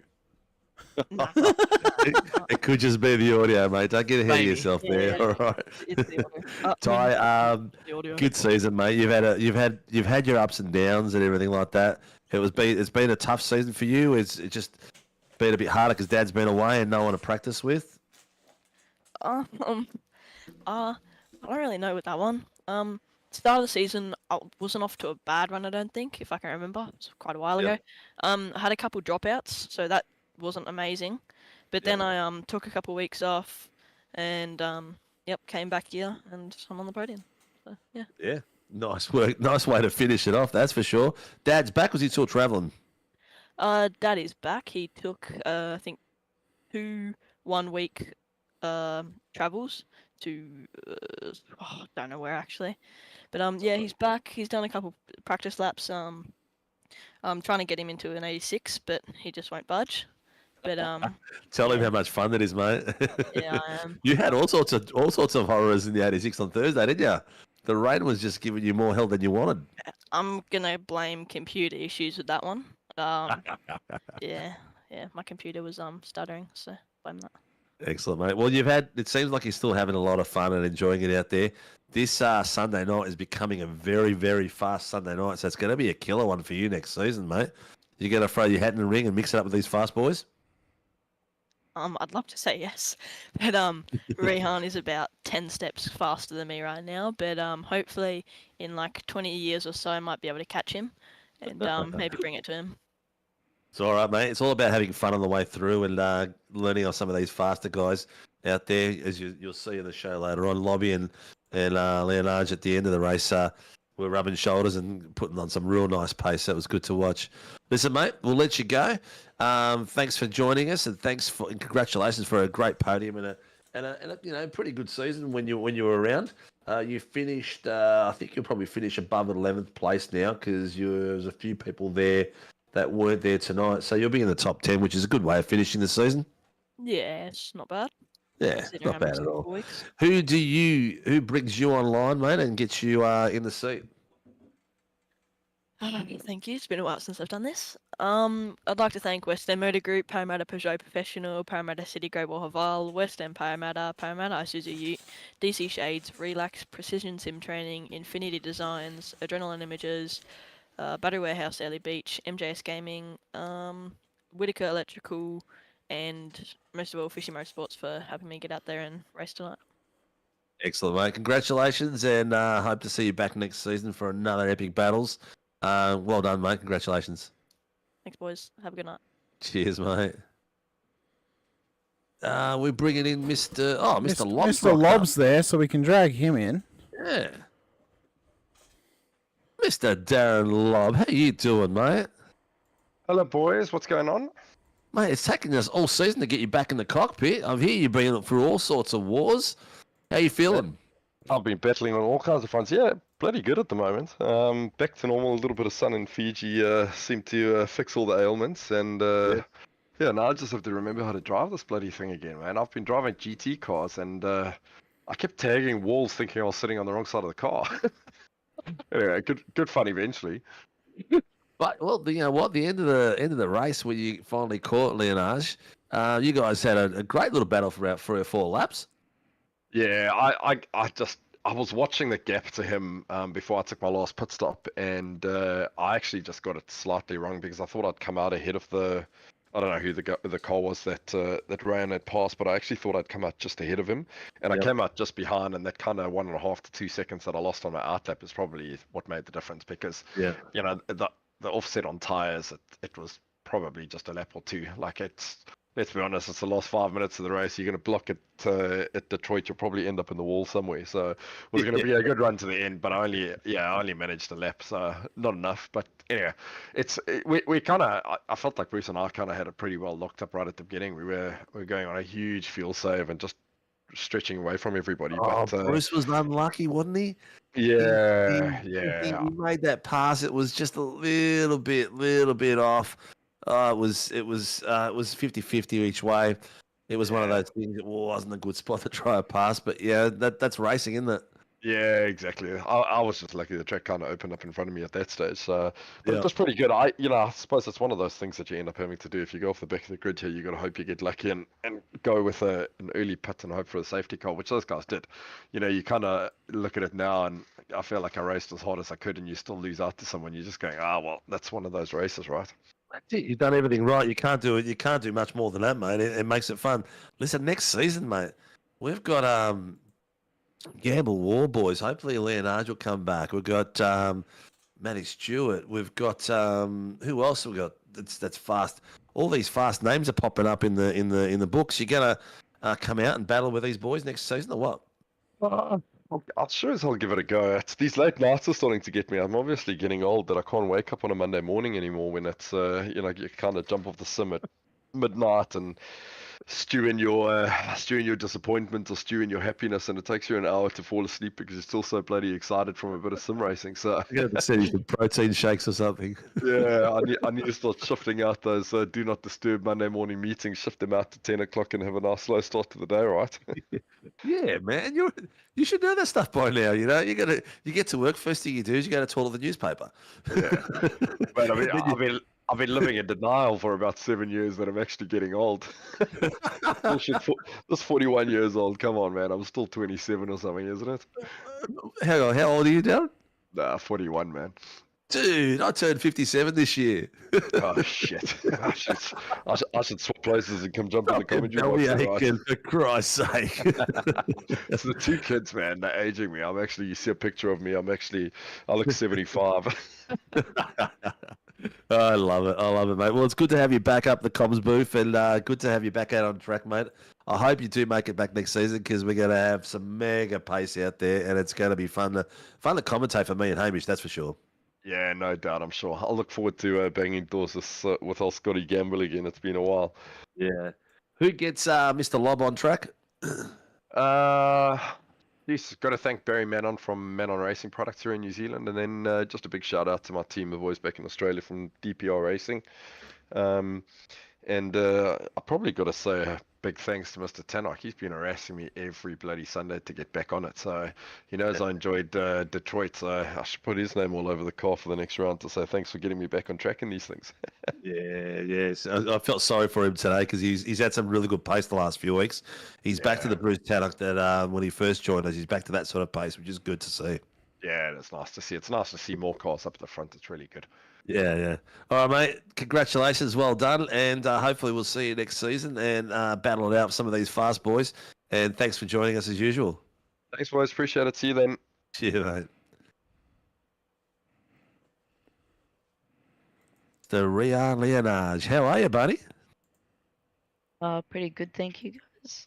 Sorry to keep you waiting for so long, mate. I tell you what, Mr. Lob, when he finally caught you, he didn't leave much room and tried to swap a bit of paint with you. How much fun was that? Yeah, it was good fun. It was a bit of a shame we couldn't get very long-lasting battle because it was just the end of the race. But yeah, definitely fun.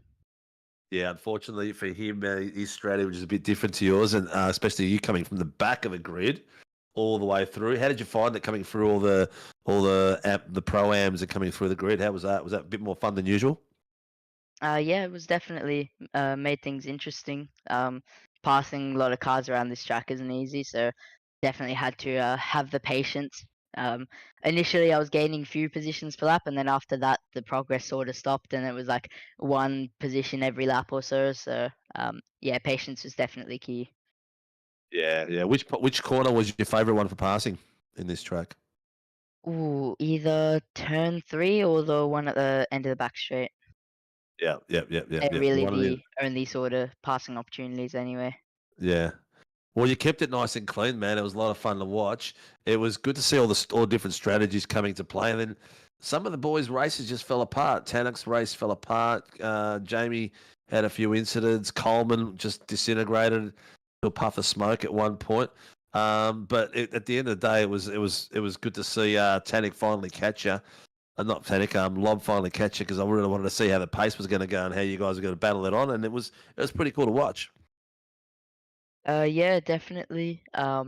like with the safety cars that bunched everyone up, and then incident off the first safety car was pretty big. Took out Bruce and I think Brad and Anthony Visma, I think. So took out a couple cars and I think messed up the rhythm of some others, and then a few engine pops throughout the race as well. So definitely cleared the way a bit. Yeah, well, John Gallen's engine pop cost him his title. He was up there for the Pro-Am Championship, and he won it on Tuesday night as well, so he would have back-to-backed it. So that cost him a title, that engine blow, because he was still within points of winning tonight until that point. So a bit of a shame, but it's what happens. It's all about racing, you know. In the real world, there's suspension, braking, and stuff. Here we've got internet, computers, so it is what it is. It's all part of your equipment. So yeah. Anyway, mate, it's great to have you on board. Are we going to see you battling it out next season with some of these fast boys? Yeah, most likely. Look forward to coming back. Excellent. Well, we've got I've noticed that Gamble's signed. We've got War Boys. Lob's going to come back. I'm going to break Thomas Freeman's wrist to make sure he comes back.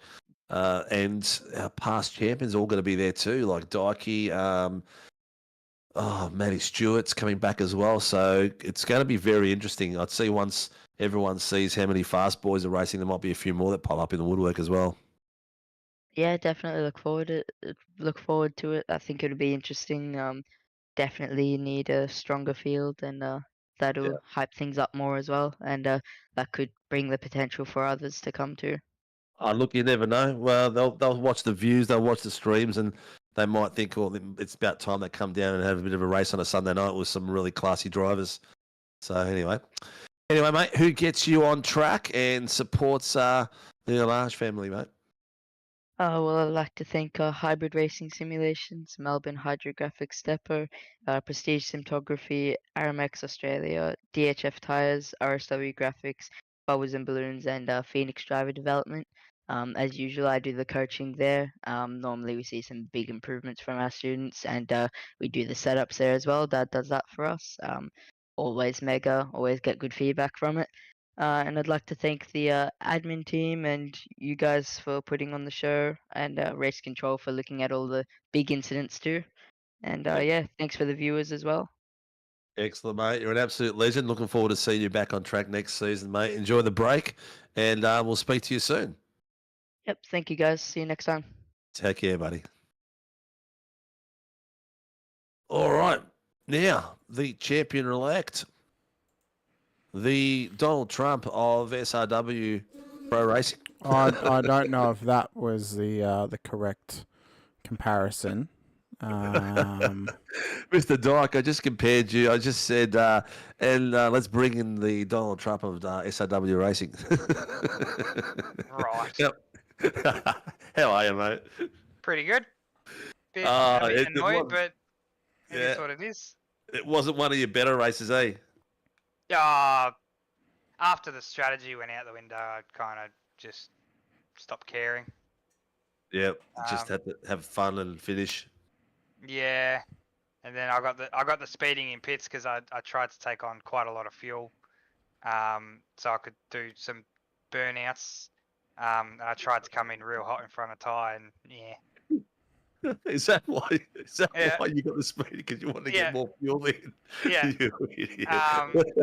And then after that, it was just I pit like taking the white flag because I didn't want to do another lap. I wanted to finish with Ty. But I knew I had it in the bag. What was really annoying is I'd saved enough in the first stint to do a one stop. You had it down. Yeah. So that's why Lobby and Tannic checked out, because I was fuel saving, and then Doble ended up fuel saving behind me. Ty was saving. Visma wasn't. Visma was pushing a bit. He probably wouldn't have made it. But if there weren't any safety cars, I would have had it in the bag. Yeah. Tannic and Lobby were safety only... cars tonight really blew the strategy in a lot of places. Yeah. When the first one came out, they were only 6 seconds up the road, and it's a 25-second deficit for a stop. Yep. So, 6 seconds one stint, 6 seconds another, 12 seconds. I would have ended up finishing the race like 13 seconds ahead of him. Yeah, yep. And Rehan already he undercut for the 2-stop. So Yeah. He came in just after Coleman did. yeah, So Coleman, I think, came in lap 8, and Rehan, I think, came in lap 9. yeah. Coleman did the undercut to try and get everyone to go in early. Yeah. See who was on what strategy, but what could have been. It's been a fun season. Yeah. Well, it's a Can't trophy, do well mate. in all of them. Yeah, it's a trophy. I dodged the carnage with Tannic and Doval. Oh, that was close. That was yeah. That could have got messy.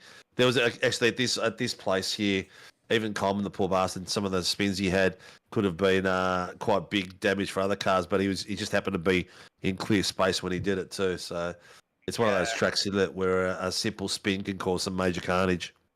Yeah, you just gotta play the strategy and see what's what. But I'll take that. Another championship under the belt. What's that now? 4? I think that's 5. Oh yeah, something like that. I've got. What was it? You've got an FRL one there as well. I got an FRL one, and I've got 3 trophies sitting there.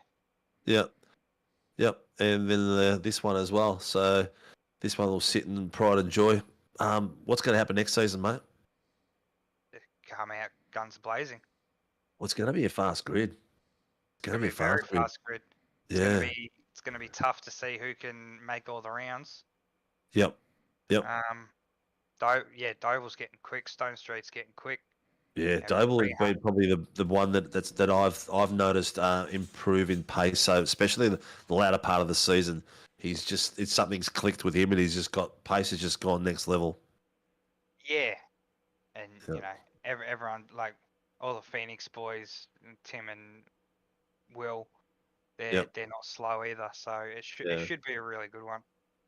Yeah, well, Gamble's signed, Warboy's there, yourself, Leonage, and play drivers like Tannic and Coleman have got pace as well.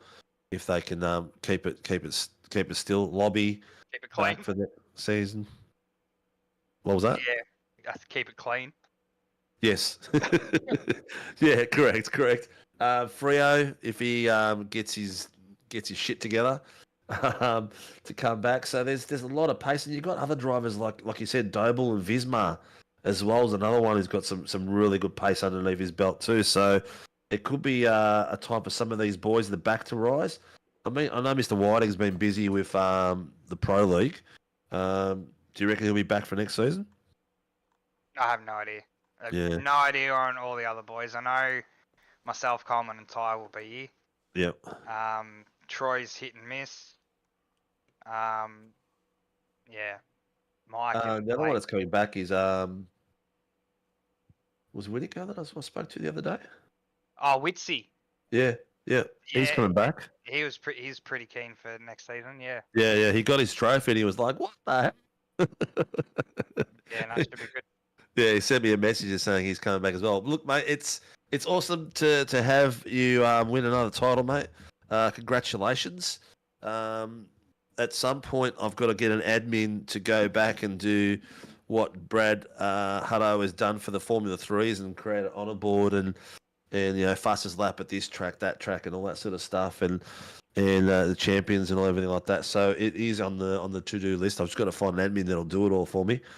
So then maybe your name will go a bit more up in lights. But congratulations, mate. You're a new dad. You're working your nuts off. You're doing a lot of great racing, and you've won another championship at SRW. So congratulations. Thank you, and I'll happily take that number 1 back for next season. Oh, did you hear that one, Hamish? We're going to pass that on to admin. I did hear that, mate. He wants that number 1 back. Alrighty. We'll speak to admin on that one. Who gets the legend Jamie Dyke on track, mate? Obviously, I'd like to thank our sponsors, West End Motor Group, Infinity Designs, Precision Sim Training, DC Shades, and Battery Warehouse, Owley Beach. And I'll give a shout out for Ty. Amazing teamwork tonight. And thank you boys for the season. It's been good. It's a lot of fun, and thank you for Hamish and me for giving us a good show that we can actually talk about. And hang on, what's Coleman got here? Those 3 trophies must have only arrived. No, actually, Dikey was lucky. He got his before the gates closed. Anyway, thanks, mate. Thanks for coming out and joining us. It's always a pleasure to have you boys out there and putting on a great show and giving me and Hamish something to talk about instead of just talking about pizza and stuff like that. Some awesome racing happening. So it's getting better and better as far as I'm concerned. And, hey, we love talking about pizza, Sinker. Don't you? Don't you disrespect the pizza talk? The pizza talk is rubbish. No, it's not. Dikey is the spice on the pizza that we get to talk about every single week when it comes to racing. Anyway. Dikey, thanks a lot, mate. Say hello to the missus and give the little one a hug. And we'll speak again soon, mate. Congratulations. No worries, boys. Thanks for the season. See you next one. Have a good one. Cheers, mate. Hamish? Mate, that is another season done. What an epic season it was, mate. Across the board, not just Supercars, but every other championship on offer as well. We dropped Formula V's this season due to lack of entries, but I think every other series still flowered and crazy. I know we lost the IMSA championship on Friday nights, and GTs have been struggling a little bit, but our strongest racing that we have had for a long time in Supercars, F3s, and in 86s has been absolutely exceptional, absolutely sensational. All the championships, I didn't get to call the action for 86s, so I can't comment on it too much, but the Supercars championship, the F3 championship were absolutely phenomenal. So much fun to call once again. And I could not be more excited for next season. It's going to be real weird for the next 3 weeks, not having 4 days that I have to broadcast, or that I get to broadcast, I should say, apart from the F1 shadow rounds. But I think it's going to be really, really fun. Going to be really cool to see what comes next season. Of course, our entries open to the public tomorrow for every single series we offer, including our free series, the Legends World Challenge. If you're already an SRW member, though, registrations are already open to you. So if if you're already a member with SRW, whether you're a paying member or you're a free member as a registered driver, you can sign up for any of the series, including the Warren Brown Tools V8 Supercars series for Tuesday nights, the Warren Brown Tools V8 Supercars Championship for Sunday nights, which will be open next season, the Formula 3 Nationals on Wednesday night, the Shannon's Insurance GR86 Nationals on Thursday night, the GT series, whether it goes ahead, brought to you by Warren Brown Tools on Friday night as well. Ahead. Oh, well, yeah, and that's what we're hoping for. We're hoping to get the entries in there. The entries are good. It will go 100%. Ahead, and we'll just keep plugging away and growing it and developing it like we did with all the other series. Sometimes you just got to suck it and see a bit and just be persistent with it. We tried the twin class, the GT, GTP, and it just one of those things wouldn't work for us on a Friday, but I think the GT3s will be pretty cool.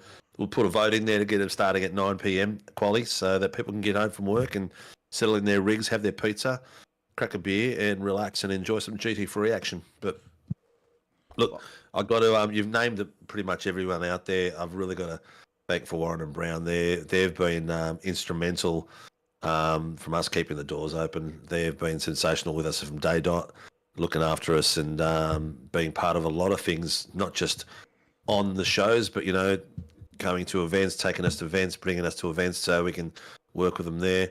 We're going to have a VIP night down at our new premises as well, which we'll have a launch, and we'll let you guys all know about at the moment. We're just trying to get the place looking spick and span. But yeah, Hamish, it's been an absolute tear, absolutely awesome. Yeah, it's been fantastic this series across the board for everyone, and it's been fun night coming out and co-hosting with you, mate. Send us out and send us home, and see you all in a couple of weeks for the opening of Season 3. No worries, mate. Well, of course, a big thank you goes out to all of our RC members who've helped us across this season, including Tyson McAvoy and Greg Barber. Greg Leake as well, a big special shout out to him. as well as all of our series sponsors, including our title sponsors, Warren & Brown Tools and Shannon's Insurance, and our other sponsors, Shunt Scenery, Grim Industries, the home of the V8 coffee table, which you can see on Top Gear Australia on Prime Video, as well as NeuroPower and DSL Rail Services.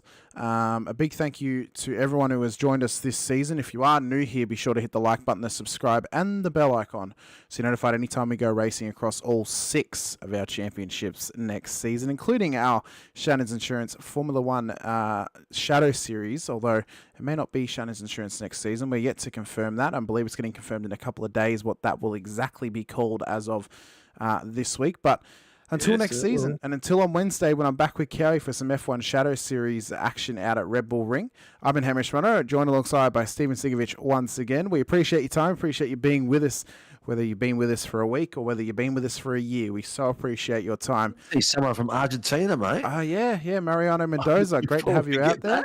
Great to have you out there if you are still watching us. But Mariano Mendoza, greetings from Argentina. Greetings to you too, mate. Thought I'd just pop that one in because it was an unusual one. We haven't had Argentina before. But Hamish, thank you very much, mate. Thank you, mate. Really, really appreciate it. Until next time, ladies and gentlemen, we'll see you Wednesday night for the Formula One Shadow Series. But until then, stay safe, drive hard, and as always, bye for now.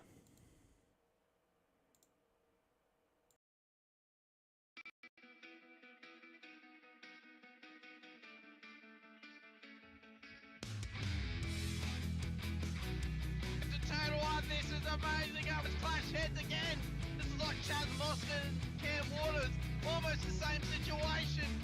Better contact going down the hill. Sam Noble wants to sniff on Dave Coleman now. Sam Noble bottle right now because tell you what, Bruce Tanak